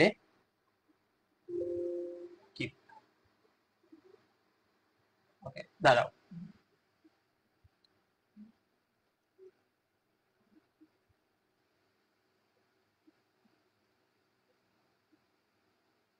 আহ,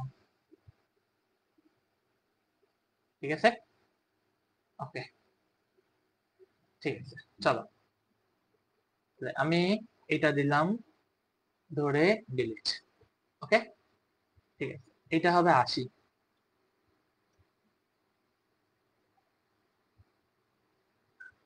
ঠিক আছে, এবার আসো বুঝতে সুবিধা হবে, আসো।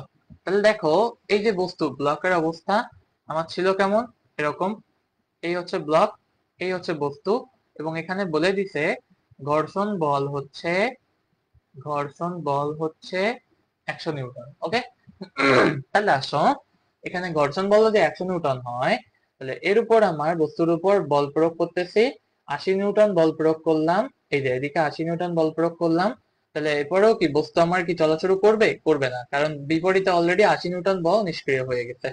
ঠিক আছে, 80 নিউটন বল নিষ্ক্রিয় হয়ে গেছে। ওকে, এবার আসো, তাহলে 80 নিউটন বল যদি নিষ্ক্রিয় হয়ে যায়, তাহলে আমরা বলতে পারি এদিকেও 80 এদিকেও 80, বস্তু স্থির, ফলে স্থিতি ঘর্ষণ বলই কে কেবল কাজ করবে। ওকে, আচ্ছা তারপরে আসো দেখো 100 নিউটন বল প্রয়োগ করলাম, এবার কি আমার বস্তু বল প্রয়োগ করছি যা কেবল ঘর্ষণ বল সেটা হয়েছে, তার মানে কি এটা হচ্ছে কি 100, তাহলে দেখো এখানে কি আসে, এটা 100 নিউটন বল প্রয়োগ করছি, 100তেই চলা শুরু করছে, করবে কি তার মানে কি গতিশীল হওয়ার প্রবণতা দেখা দিবে। আমি এতক্ষণ ধরে বল প্রয়োগ করছি, কাজ হচ্ছিল না, তাহলে এবার কি আর একটু হলেই সে বল প্রয়োগ করে কি চলা শুরু করবে। ঠিক আছে, তার মানে কি দেখো তো এখানেও ঘর্ষণ বল প্রযুক্ত লব্ধি বল কত 0, তাহলে এখানে কি প্রবণতা হবে কি কেবল গতিশীল হবে। তাহলে গতিশীল হওয়ার প্রবণতা যদি হয় তার মানে কি বলা যায় এখানে, এটা হবে স্থিতি ঘর্ষণের সীমান্তিক মান, তার মানে কি এরপর আর বস্তু স্থির থাকতে পারতেছে না। ঠিক আছে, এবার আসো কি বলছে, এবারে আমি 120 নিউটন বল প্রয়োগ করছি, 101। আচ্ছা 101 নিউটন বল প্রয়োগ করাতে কি হবে, ওই যে আমার 100 নিউটন বল একই অলরেডি প্রতিক্রিয়াশীল বল হিসেবে হাওয়া হয়ে গেছে। ঠিক আছে, অলরেডি প্রতিক্রিয়াশীল বল হিসেবে হাওয়া হয়ে গেছে। তার মানে কি আমার আর 101 নিউটন বল প্রয়োগ করলে এবার আমার কি আবার পূর্বের অবস্থায় কি ফিরে চলে আসবে, ঘর্ষণ বল কি আবার কমে যাবে। ঠিক আছে, এটা জাস্ট একটা পরীক্ষালব্ধ মান, এটা তোমাদের মুখস্থ করা লাগবে না, কোনো ডেটাতেও লাগবে না, জাস্ট ডেটাটা মুখস্থ রাখবা, মনে রাখবা আর কি, মুখস্থ করা লাগবে না। তাহলে দেখো এখানে কি বলা যায়, 101 নিউটন, তার থেকে গেল 80 নিউটন, বাকি থাকলো কি 21 নিউটন। তাহলে এবার ক্রমবর্ধমান বেগে গতিশীল, তার মানে কি আস্তে আস্তে বেগ বাড়তেছে তার। ওকে, তাহলে একবার দেখো গাড়ি চলতে শুরু করলে চলার পূর্ব মুহূর্ত পর্যন্ত অনেক জোরে স্পিড দিতে হয়, ঠেলাঠেলি করতে হয়, কিন্তু একবার যদি গাড়ি চলা শুরু হয়ে যায় তাহলে কি সেই বেগটা কি আস্তে আস্তে, যদি ঘর্ষণ বল কমেও যায় তারপরেও কমে যায় বলেই আমাদের গাড়ি স্মুথলি চলা শুরু করে। কারণ দেখবা গাড়ি যখন চালাও, যারা গাড়ি চালায় তারা দেখবা প্রথমে পিক আপ দিয়ে অনেক স্টার্ট ব্রেক তুলতে হয়, তারপর আস্তে আস্তে ব্রেক কমায় দেয়। ঠিক আছে, তাহলে দেখো আমরা কি বলতে পারি এখানে ক্রমবর্ধমান বেগে গতিশীল, যেটাকে বলছে চলঘর্ষণ। এন্ড ফাইনালি বলতে পারি লাস্টে 80 নিউটন বল প্রয়োগ করলেও ওই 80 নিউটনই চলবে, কিন্তু এই ক্ষেত্রে কি এটা সমবেগে গতিশীল। কখন, যখন এটা অলরেডি চলা শুরু করছে তারপর। দেখছো এই সেম 80 80 যখন ছিল তখন আমি প্রথম ক্ষেত্রে বলতেছি স্থির।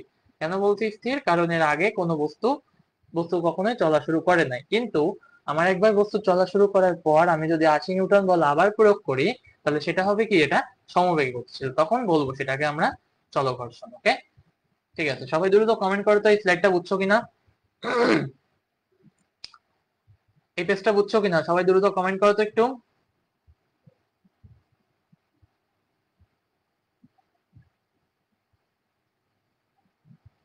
এই পেজটা সবাই বুঝছো কিনা একটু দ্রুত কমেন্ট করো তো সবাই।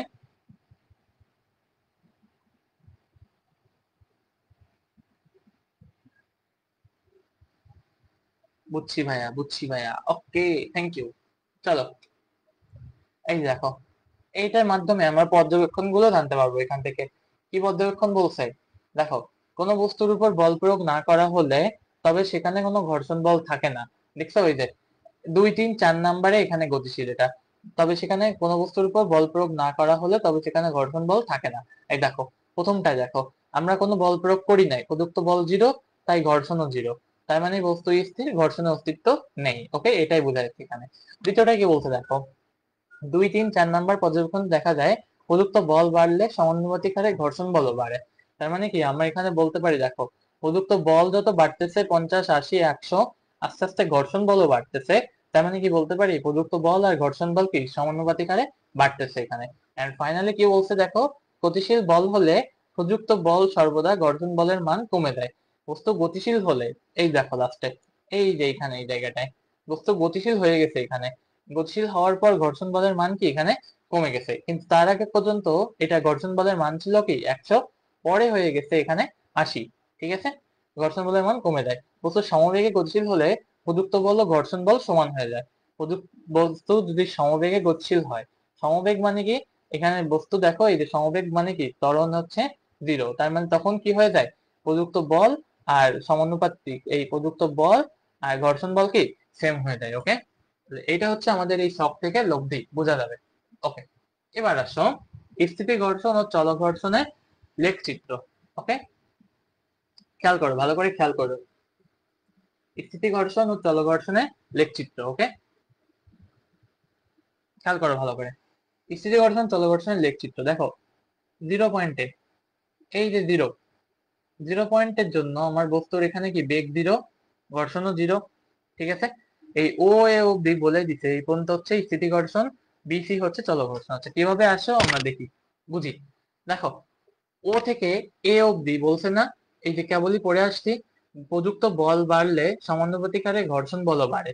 তার মানে কি এই দেখো আমার বল আস্তে আস্তে বাড়তেছে, প্রযুক্ত বলও বাড়তেছে, সমানুপাতিক হারে ঘর্ষণ বলও বাড়তেছে। তার মানে কি ও এ অব্দি এইটা সমানুপাতিক, এই প্রযুক্ত বল এফ সমানুপাতিক কি এফ এস। ওকে, তাহলে কি বলতে পারি আমরা এফ এবং এফ এস সমানুপাতিক হলে ও এ কি হবে, এটা হচ্ছে স্থিতি ঘর্ষণ। ওকে, যেখানে আমি বলতে পারি এফ সমানুপাতিক কি এফ এস।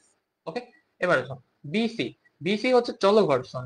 আচ্ছা চল ঘর্ষণটা কিরকম, চল ঘর্ষণটা দেখো বস্তু প্রযুক্ত বল বাড়লেও আমার ঘর্ষণ বল কি আর বাড়তেছে না। দেখো আমি এর উপর প্রযুক্ত বল এই যে 100 নিউটন 101 প্রয়োগ করি ঘর্ষণ আছে 80, 80 প্রয়োগ করি তাতেও আছে 80, তার মানে কি আমি বলতে পারি এখানে যতই আমার প্রযুক্ত বল বাড়ুক না কেন আমার ঘর্ষণ বল কি বাড়তেছে না।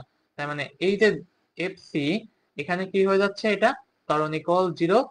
ত্বরণ জিরো মানে কি এফ ইকুয়াল এফ এস। ওকে, তাহলে এইটা হচ্ছে আমাদের এখানে লেখচিত্রটা দ্বারা এটাই বোঝানো হয়েছে। ওকে, সবাই কমেন্ট করতে যে বন্ধু বুঝছো কিনা, এই লেখচিত্রটা বোঝা গেছে কিনা। লেখচিত্রটা বোঝা গেছে কিনা সবাই কমেন্ট করো তো।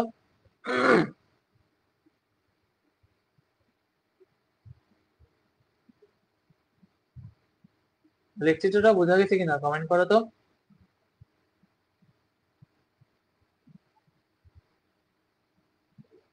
ঠিক আছে, বোঝা গেছে আমার। ওকে, চলো, বুঝছি ভাইয়া। ওকে, আচ্ছা, স্থিতি ঘর্ষণ। ওকে, ঘর্ষণ চার প্রকার। ঘর্ষণের প্রকারভেদ গুলো কই?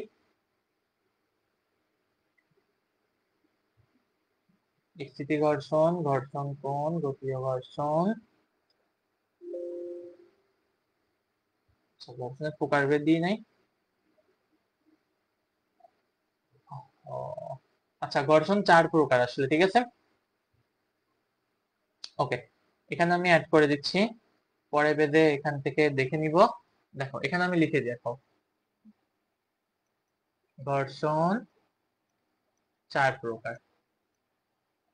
ওকে, ঘর্ষণ চার প্রকার কি কি? যথা এক নম্বরে হচ্ছে স্থিতি ঘর্ষণ। ওকে, দুই নাম্বার হচ্ছে চল ঘর্ষণ। তিন নাম্বার হচ্ছে আবর্ত ঘর্ষণ।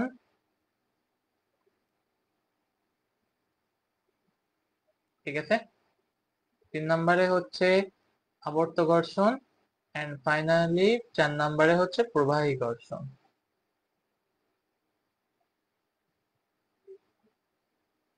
ওকে, চার নাম্বারে হচ্ছে কি প্রবাহী ঘর্ষণ। ওকে, আচ্ছা, এবার চলো কি বলছি, স্থিতি ঘর্ষণ, চল ঘর্ষণ, আবর্ত, প্রবাহী। ওকে, আচ্ছা, চলো নেক্সট। তাহলে প্রথমে আছে স্থিতি ঘর্ষণ। দেখো কি বলছে, কোন তল অপর একটি তলের সংস্পর্শে বা অন্য তলটির সাপেক্ষে গতিশীল হওয়ার চেষ্টা করলেও গতিশীল হতে পারে না। অর্থাৎ যতক্ষণ না বস্তু গতিশীল হচ্ছে, ওই গতিশীল হওয়ার আগ পর্যন্ত যে জিনিসটা থাকে সেটাকে বলা হয় স্থিতি ঘর্ষণ, সহজ কথায় বলতে গেলে। ওকে, দেখো এখানে এটাই লিখছে, কি বলছে, কোন তল অন্য একটি তলের সংস্পর্শে থেকে যখন তলটির সাপেক্ষে গতিশীল হওয়ার চেষ্টা করেও গতিশীল হতে পারে না, চেষ্টা করছে গতিশীল হওয়ার কিন্তু পারে নাই, তখন এক তল অন্য বা অপর তলের গতির বিরুদ্ধে যে বল প্রয়োগ করে, তার মানে কি এই একটা তল অপর তলের গতির বিরুদ্ধে যে বল প্রয়োগ করবে তাকে কি বলে স্থিতি ঘর্ষণ। ওকে, আচ্ছা, ঘর্ষণ স্থিতি ঘর্ষণের আগে আমরা প্রথমে শিখছি না এফ এস সমানুপাতিক কি, আর মনে আছে এটা আমরা লিওনার্দো দা ভিঞ্চির সূত্র থেকে শিখছি। ওকে, তাহলে আসো স্থিতি ঘর্ষণ গুণাঙ্ক। এখানে বস্তু পরস্পরের সংস্পর্শে থাকলে স্থিতি ঘর্ষণের সীমান্তিক মান ও অবিলম্বিক প্রতিক্রিয়ার অনুপাতকে কি বলা হয়? স্থিতি ঘর্ষণ গুণাঙ্ক। অর্থাৎ দুটি বস্তু পরস্পর সংস্পর্শে থাকতে হবে, তাহলে কি বলবে স্থিতি ঘর্ষণের সীমান্তিক মান, অর্থাৎ এই যে স্থিতি ঘর্ষণের সীমান্তিক মান, এটা হচ্ছে সীমান্তিক মান, এফ এস হচ্ছে সীমান্তিক মান। ওকে, এফ এস হচ্ছে সীমান্তিক মান। ওকে, এবার আসো সীমান্তিক মান, এবং কি বলছে অবিলম্বিক প্রতিক্রিয়ার অনুপাতকে কি বলে স্থিতি ঘর্ষণ। ওকে, অবিলম্বিক প্রতিক্রিয়ার অনুপাতকে কি বলে স্থিতি ঘর্ষণ গুণাঙ্ক। অবিলম্বিক প্রতিক্রিয়া কি, এটা হচ্ছে আর আর স্থিতি ঘর্ষণের সীমান্তিক মান হচ্ছে কি এফ এস। তার মানে কি দেখো মিউ এস, এই স্থিতি ঘর্ষণের ইংলিশ হচ্ছে static friction. Static friction. Okay, এটার ইংলিশ হচ্ছে স্ট্যাটিক ফ্রিকশন। তাহলে স্ট্যাটিক ফ্রিকশনের নিচে কি আছে এস, এই এস দিয়ে কি মিউ এসটা প্রকাশ করা হয়। ওকে, এটাকে বলা হয় হচ্ছে মিউ। মিউ, তাহলে আসো মিউ এস কে কি দিয়ে প্রকাশ করা হয়, mu S equal F S by R. Okay, mu S সমান কি এফ এস বাই আর, তাহলে এফ এস এর মান কত মিউ এস ইন্টু আর। ওকে, এই এফ এস আমরা কেবল কি দিয়ে প্রকাশ করছি, এফ এস হচ্ছে সীমান্তিক মান এবং আর হচ্ছে কি স্থিতি ঘর্ষণ গুণাঙ্কের যে অবিলম্বিক প্রতিক্রিয়া। ওকে, তাহলে এটা কি বলা যায় F S equal mu S into R. Okay, এবার আসো কি বলছে, জানি mu S equal F S by R, অর্থাৎ F S equal mu S into R. তার মানে কি বলা যায়, দেখো এফ এস সমানুপাতিক আর। ওকে, এই সমানুপাতিক ধ্রুবক, এই এফ এস সমানুপাতিক আর, এই সমানুপাতিক ধ্রুবক উঠানোর জন্যই তো আমরা আনছি আমাদের মিউ এস ইন্টু আর। ওকে, ঠিক আছে, তাহলে এই এফ এস সমান কি বলা যায়, মিউ এস ইন্টু আর, এটাই না সমানুপাতিক ধ্রুবক আনার জন্য আনছি। ঠিক আছে, দেখো নিচে কি বলছে, দুটি তলে স্পর্শবিন্দু সংখ্যা বেড়ে যায়, ফলে আসঞ্জন বল বেড়ে যায় এবং ঘর্ষণ বল বেড়ে যায়। অর্থাৎ যদি আমার এখানে মিউ এস কনস্ট্যান্ট থাকে, তার মানে এফ এস যত বাড়বে আর এর মানও তত বাড়বে। লম্ব বল এই এম জি কল আর বেশি হলে স্পর্শবিন্দু বেড়ে যায়, ফলে আসঞ্জন বল বেড়ে যায়, ঘর্ষণ বলও বেড়ে যায়। অর্থাৎ যত আর বেশি হবে তত এফ এস ও বেশি হবে। ওকে, এবং লাস্ট পয়েন্ট কি বলতে, দেখো mu S equal F S by R, তার মানে কি ঘর্ষণ বল আর প্রতিক্রিয়াশীল বলের কি অনুপাত হচ্ছে এই মিউ এস। যেহেতু মিউ এস একই জাতীয় রাশির অনুপাত, ঘর্ষণ বল এটারও একক কি নিউটন, প্রতিক্রিয়াশীল বল এটারও একক কি নিউটন, তাহলে এটার জাতীয় রাশির অনুপাত, তাই এর কোনো একক এবং মাত্রা নাই, এটি একটি সংখ্যা এবং সর্বদাই এর মান একের থেকে কম। তাহলে মিউ এস এটার মান সর্বদাই কি একের থেকে কম হবে। ওকে, সর্বদাই কি হবে, একের থেকে মান কম হবে, এবং কি হবে, এটা একক বিহীন হবে, এটা হচ্ছে একক বিহীন। ওকে, সবাই দ্রুত কমেন্ট করো তো যে বুঝছো কিনা এটা, সবাই দ্রুত কমেন্ট করো তো যে এটা বুঝছো কিনা।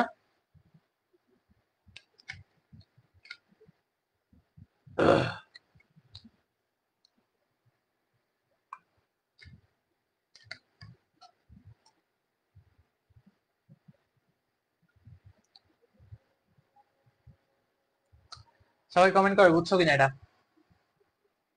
জি ভাই বুঝছি। ওকে, চলো নেক্সট। আচ্ছা, প্রথম চারটে পয়েন্ট হয়ে গেছে আমাদের, প্রথম চারটে পয়েন্ট হয়ে গেছে। দেখো কি বলছে লাস্টেরটা, ব্যতিক্রম। ব্যতিক্রম হচ্ছে এমসিকিউর জন্য, এটা এমসিকিউর জন্য ব্যতিক্রম। ওকে, কি বলছে, বায়ু শূন্য স্থানে রাখা বৈজ্ঞানিক পদ্ধতিতে পরিষ্কার করা দুটি ধাতব তলের মধ্যে ঘর্ষণ গুণাঙ্ক মিউ এস, মিউ এস এর মান কত পর্যন্ত হতে পারে, 10 পর্যন্ত হতে পারে। ঠিক আছে, ধাতব গুণাঙ্কের মধ্যে মিউ এস এর মান কত, 10 পর্যন্ত হতে পারে।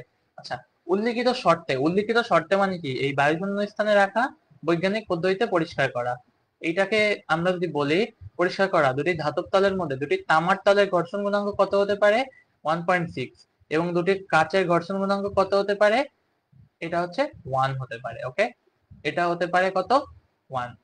ঠিক আছে, এই দুটো এমসিকিউর জন্য করে রাখবা। ওকে, চলো নেক্সট। এবার আসো, বুঝছি ভাইয়া, ওকে, থ্যাংক ইউ। ঘর্ষণ কোণ, ঠিক আছে। ওকে, সবাই বলো তো যে এর আগের স্লাইডটা, এই যে এইটা, এটা বুঝছো কিনা, এখানে এটা যদিও এমসিকিউ, এটা বুঝছো কিনা বলো তো। ঠিক আছে, সবাই বলো তো এটা বুঝছো কিনা।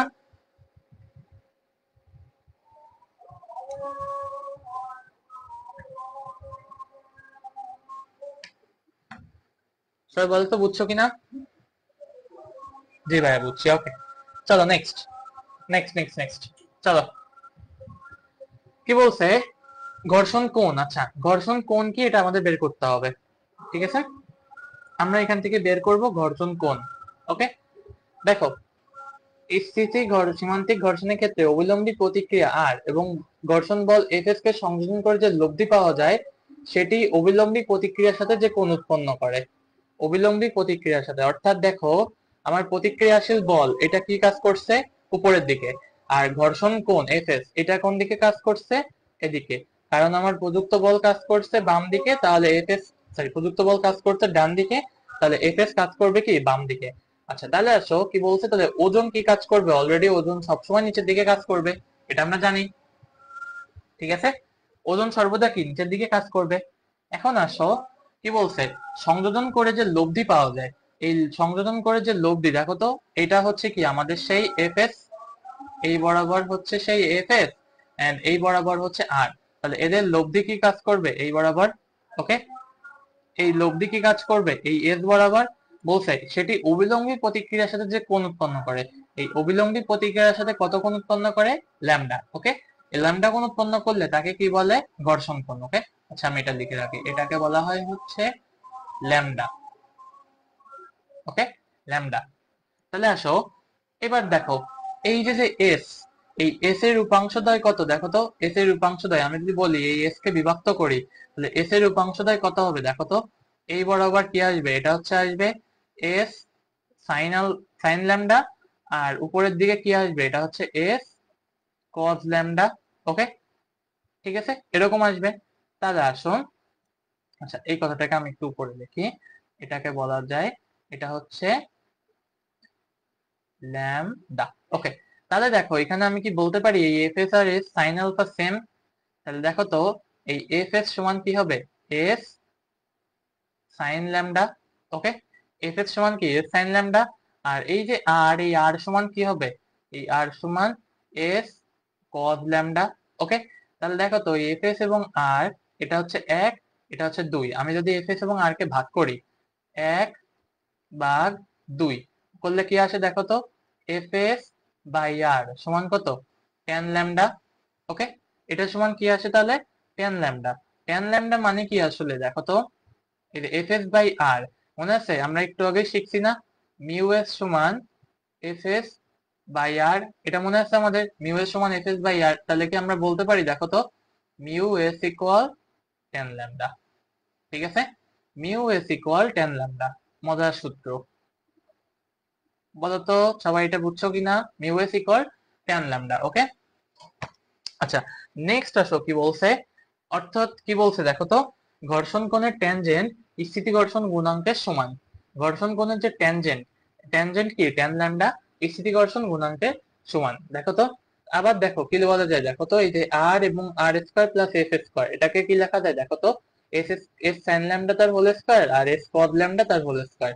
তার মানে কি দেখো তো, এস সমান কি রুট ওভার করলে কি আছে, আর স্কয়ার প্লাস এফ স্কয়ার। আমরা আবার জানি মিউ এস সমান কি এফ এস বাই আর, তাহলে এফ এস সমান কত আসে, মিউ এস ইন্টু আর। তাহলে এস এর মান দেখো তো, এই আর এর মান থাকলো, আর মিউ এস এর জায়গায় আমি বসাই দিলাম আর। ওকে, তাহলে মিউ এস ইন্টু আর, তার মানে এখানে কি আসে দেখো, R into one plus mu S তার হোল স্কয়ার। ওকে, এখান থেকে একটা আর কমন নিলে, তাহলে এখান থেকে দেখো লাস্ট লাইন সমান কি লেখা যায়, এই আর এস এর মান কত আসলে, এস মানে দেখো আর ইকুয়াল কি এমজি না, আমরা এটা সমান বলতে পারি না আর ইকুয়াল এমজি, ওজন। ঠিক আছে, আর ইকুয়াল এমজি হলে তাহলে আমরা বলতে পারি দেখো, MG root over one plus mu S তার হোল স্কয়ার। ওকে, সবাই বুঝছো তো এটা, সবাই দ্রুত কমেন্ট করো তো এটা বুঝছো কিনা, সবাই দ্রুত কমেন্ট করো তো এটা বুঝছো কিনা।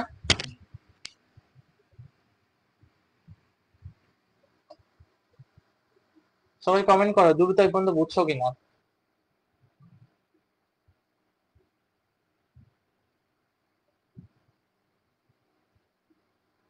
জি ভাইয়া বুঝছি। ওকে, জি ভাইয়া বুঝছি। ওকে, ঠিক আছে, বুঝতে পারছো, চলো নেক্সট। জি ভাইয়া বুঝছি। ওকে, এবার আসো নিশ্চল কোণ বা স্থিতি কোণ। ওকে, স্থিতি কোণ বা নিশ্চল কোণ। ওকে, আচ্ছা ওকে, দেখো কি বলছে, নতিকোণের যে সর্বোচ্চ মানে নত তলে রাখা কোনো বস্তু নিজের ওজনের দিকে গতিশীল হওয়ার উপক্রম হয়। অর্থাৎ আমার ধরো এই কোণটা হচ্ছে থেটা, ঠিক আছে, এই কোণটা হচ্ছে থেটা, তাহলে আমার এই থেটার মান যত বাড়াবো, এটাও ধরো থেটা, এটাও হবে থেটা। ঠিক আছে, এই থেটার মান আমি যত বাড়াবো তত কি আমার আস্তে আস্তে কি হবে, এই স্থিতি কোণ বা ঘর্ষণ কোণ কি উৎপন্ন হবে। তাহলে স্থিতি কোণ বা নিশ্চল কোণ কাকে বলে দেখো, আমার একটা সময় এই কোণের মান বাড়াতে বাড়াতে এমন একটা পর্যায়ে হবে যখন কি বস্তুটা চলা শুরু করবে। ধরো একটা বস্তু এরকম ছিল, তাহলে কি সে চলা শুরু করবে, করবে না। একটা বস্তু আমি হেলালাম এরকম, তারপরেও সে চললো না, আমি এরকম হেলাচ্ছি, এবার আরো হেলালাম, তারপরেও সে বস্তু চলা শুরু করলো না। একটা সময় গিয়ে আমি এত পরিমাণ হেলিয়েছি যে সে এবার চলার উপক্রম হচ্ছে। এই যে যে থেটা, এই থেটাকেই বলা হয় হচ্ছে কি স্থিতিকোণ বা নিশ্চল কোণ। ওকে, এই যে যে থেটা, এই থেটাকেই বলা হয় কি নিশ্চল কোণ বা স্থিতিকোণ, এটাকে বলা হয় অ্যাঙ্গেল অফ রিপোজ। আর ঘর্ষণ কোণ, এটাকে বলা হয় হচ্ছে অ্যাঙ্গেল অফ ফ্রিকশন। ওকে, তাহলে আসো, প্রথমেই বলছি বস্তুর ওজন কি সর্বদা নিচের দিকে কাজ করবে, এমজি। ওকে, তাহলে এই কোণটা যদি থেটা হয় মনে রাখবা, এই মাঝের কোণটাও কি হবে, এটাও হবে থেটা। ঠিক আছে, এখন আসো ওজন কি একটা ভেক্টর রাশি, তাহলে ভেক্টরের যদি রাশি হয় তাহলে এই এমজি দুইটা ভাগে বিভক্ত হবে দেখো তো। তাহলে নিচের দিকে কি আসবে, এই বরাবর আসবে এমজি কস থেটা, আর কোন বলের কারণে সে চলার উদ্ভব ঘটবে, এটা হচ্ছে mg sin থিটা। আর যেদিকে চলার উদ্ভব ঘটবে অবশ্যই তার বিপরীত দিকে কি একটা ঘর্ষণ বল ক্রিয়া করবে। আর আমাদের অনুভূমিক বল এবার কোন দিকে ক্রিয়া করবে, প্রতিক্রিয়াশীল বল উপরের দিকে। কারণ মনে আছে, আবার চলো পড়ে আসি, চলো পড়ে আসি আবার। এই যে আমাদের যে বলটা বলেছে মনে আছে, এই যে সংঘর্ষতল থাকা স্পর্শতল থাকা দুটি তলের মধ্যে সীমান্ত বা ঘর্ষণ বল সমান্তরাল হয়। ঘর্ষণ বল সর্বদা আপেক্ষিক গতির বিরুদ্ধে ক্রিয়া করে। আচ্ছা, এই যে রিফ্লেক্টেড ফোর্স, এইটা সর্বদা তলের সাথে লম্ব বরাবর ক্রিয়া করে। ওকে, আমি যদি এখানে কাজ লিখে রাখি, এখানে লিখে রাখি, দেখো রিফ্লেক্টেড ফোর্স সর্বদা তলের সাথে লম্ব বরাবর ক্রিয়া করে। ঠিক আছে, রিফ্লেক্টেড ফোর্স সর্বদা তলের সাথে লম্ব বরাবর ক্রিয়া করে। আচ্ছা, তাহলে আসো এই চিত্রে এই তল কোনটা আমার, এ বি। এই যে আমি তল দিই, এটা হচ্ছে এ, এটা হচ্ছে বি। তাহলে এখানে তল বরাবর কি কাজ করবে, এটা হচ্ছে এ বি, তাহলে তলের লম্ব বরাবর কি প্রতিক্রিয়াশীল বল কাজ করবে। এবার আসো, তাহলে কি আমি বলতে পারি এই আর আর M G cos theta same. এই দেখো চিত্রানুসারে কি বলা যায়, এই আর আর এম জি কস থিটা সমান। আচ্ছা, আবার কি বলা যায়, দেখো এই ঘর্ষণ বল এফ এস আর এম জি সাইন থিটা কি সেম। ঘর্ষণ বল এফ এস আর এম জি সাইন থিটা কি হবে, সেম হবে। ওকে, তাহলে আসো প্রথমে তাহলে দেখো এই মিউ এস সমান কি লেখা যায়, আমরা বলতে পারি F S by R. F S by R মানে কি, দেখো তো M G sine theta M G cos theta, দুটো ভাগ করলে কি আসে, দেখো ট্যান থিটা। তার মানে কি, আবার দেখো পাচ্ছি আমরা মিউ এস সমান ট্যান থিটা। মনে আছে আমরা একটু আগে পেয়েছিলাম মিউ এস সমান ট্যান ল্যামডা। এই যে মিউ এস সমান ট্যান ল্যামডা একটু আগে পেয়েছি আমরা। আবার এখানে পাচ্ছি দেখো মিউ এস সমান ট্যান থিটা। তাহলে এই মিউ এস যেহেতু সেম, তাহলে কি আমরা বলতে পারি থিটা আর ল্যামডা হচ্ছে কি সমান। ঠিক আছে, থিটা আর ল্যামডা হচ্ছে সমান। তার মানে কি স্থিতি কোণ আর ঘর্ষণ কোণ কি সেম।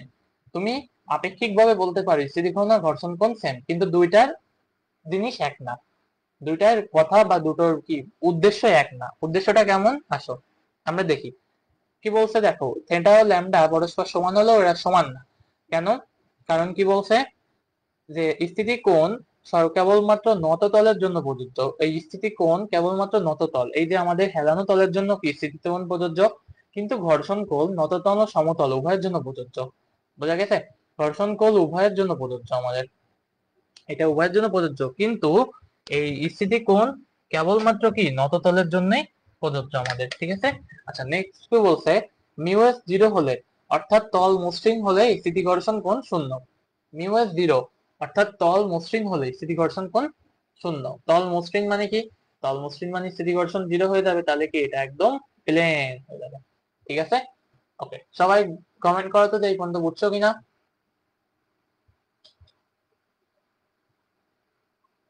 সবাই কমেন্ট করো তো যে এই পর্যন্ত বুঝতে পারছো কিনা। সবাই দ্রুত কমেন্ট করো যে এই পর্যন্ত বুঝতে পারছো কিনা।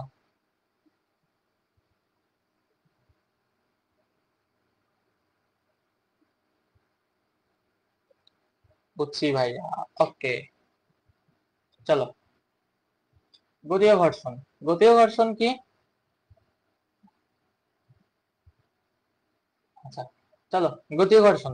আচ্ছা গতীয় ঘর্ষণ কি, দেখো কি বলছে, দুটি স্পর্শতলের মধ্যে আপেক্ষিক গতি থাকে তখন যে ঘর্ষণ বল ক্রিয়া করে। দুইটা তলের মধ্যে যদি আপেক্ষিক গতি থাকে তখন যে ঘর্ষণ বল ক্রিয়া করে। দুইটা তলের মধ্যে যদি আপেক্ষিক গতি থাকবে তাহলে যে ঘর্ষণ বল ক্রিয়া করে। ওকে, আপেক্ষিক গতি থাকা মানে কি, তার মানে দুটোর ভিতর আপেক্ষিক গতি থাকুক বা না থাকুক তখন যে ঘর্ষণ বল ক্রিয়া করে তখন কি বলে, এটাকে গতীয় ঘর্ষণ বলে। ওকে, বলছে কি দেখো, গতীয় ঘর্ষণের সীমান্তিক মান, সীমান্তিক ঘর্ষণের মান কম। অর্থাৎ আমরা কি বলতে পারি, এই F F less than F কে। ওকে, এই এফ কে এখানে বলা হয় এটা হচ্ছে কাইনেটিক ফ্রিকশন। ওকে, এখানে লিখি এটা হচ্ছে কাইনেটিক ফ্রিকশন। ওকে, এটা হচ্ছে কাইনেটিক ফ্রিকশন। ওকে, এবার আসো কি বলছে যে কাইনেটিক ফ্রিকশন মানে কি, এই কাইনেটিক ফর কে, কাইনেটিক মানে গতি, তো আমরা এখানে বলতে পারি এটা হচ্ছে মিউ কে। ওকে, ঘর্ষণ সূত্র অনুসারে কি লেখা যায় দেখো, এফ কে সমানুপাতিক আর। আমরা প্রথমে দেখছি যে এফ এস বা এফ কে সমানুপাতিক কি হয়, আর এর সমান হয়। তাহলে আমরা কি বলতে পারি, এফ কে ইকুয়াল মিউ কে ইনটু আর, অর্থাৎ মিউ কে ইকুয়াল কি বলা যায়, এফ কে বাই আর। ওকে, এটা হচ্ছে আমাদের আরেকটা ফর্মুলা, সামনে পাবো আমরা এগুলো। এটারও কি কোনো একক নেই, একক নেই, মাত্রাও নেই। ওকে, তাহলে দেখো, ঘর্ষণ বল সর্বদা স্পর্শতলের ক্ষেত্রফলের উপর নির্ভর করে না, বরং তলের প্রকৃতির উপর নির্ভর করে।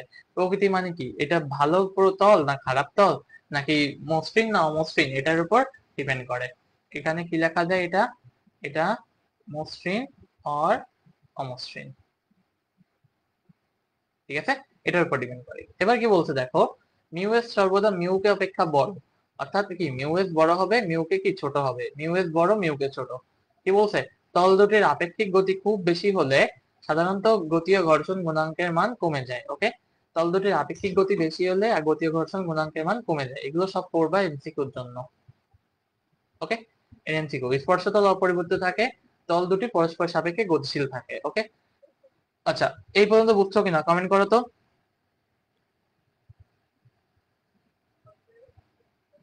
এই পর্যন্ত বুঝছো কিনা সবাই কমেন্ট করো তো।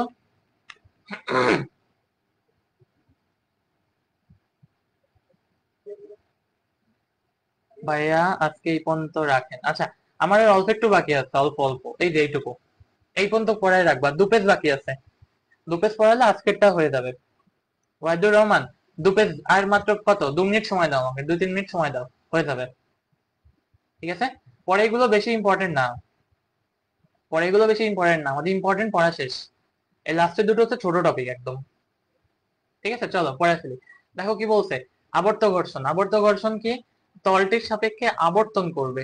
আমাদের প্রথমে ছিল চলা শুরু করবে, যতক্ষণ পর্যন্ত না চলবে ততক্ষণ হচ্ছে ঘর্ষণ ছিল কি এফ এস, অর্থাৎ স্ট্যাটিক ফ্রিকশন। যখন চলা শুরু করে দিল তখন সেটা আসলো কি কাইনেটিক ফ্রিকশন। এবার যখন ঘুরবে বা আবর্তন করবে তখন কি বলা হবে, এটাকে হচ্ছে বলা হবে এফ আর, অর্থাৎ রোলিং ফ্রিকশন। ওকে, এটাকে বলা হয় হচ্ছে রোলিং ফ্রিকশন। ওকে, রোলিং ফ্রিকশন। দেখো কি বলছে, তাহলে কেবল আবর্তন করা শুরু করবে তখন কি বলা হয় থাকে, রোলিং ফ্রিকশন। ওকে, মাঝখানে কথাগুলো সেম, মাঝখানে কথাগুলো সেম। ওকে, যেমন এটা একটা উদাহরণ, কি রেলগাড়ি চলার সময় আবর্ত ঘর্ষণ কম, কিন্তু কম গহ্বরযুক্ত সাইকেল চালাতে আবর্ত ঘর্ষণ বেশি।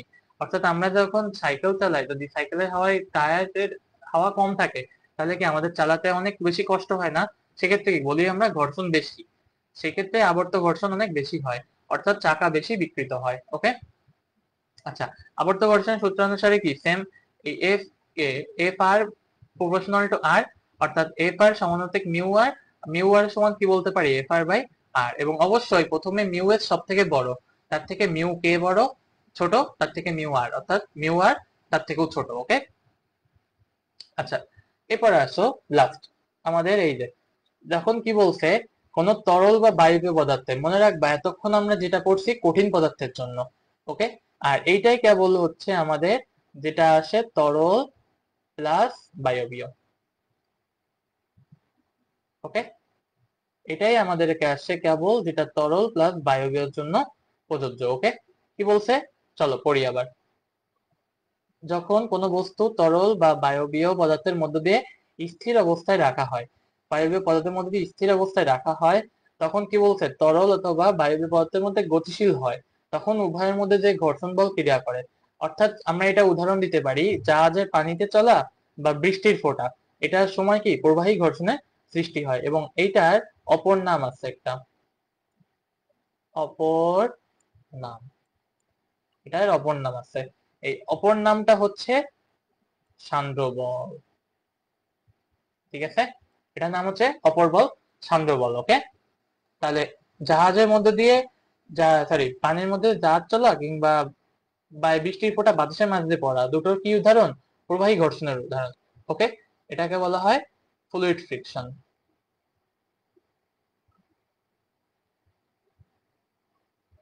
Fluid friction. ওকে, আচ্ছা, সবাই কমেন্ট করে পর্যন্ত বুঝছো কিনা, তাহলে আজকে ক্লাসটাই পর্যন্ত শেষ করব।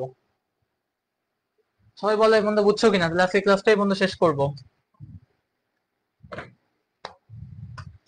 সবাই বলো এই পর্যন্ত বুঝছো কিনা, তাহলে আজকে ক্লাস এই পর্যন্ত শেষ করব। সবাই বলো বুঝছো কিনা এই পর্যন্ত? তাহলে আমরা আজকে ক্লাসটা এই পর্যন্ত শেষ করবো। জি ভাইয়া বুঝছি। ওকে,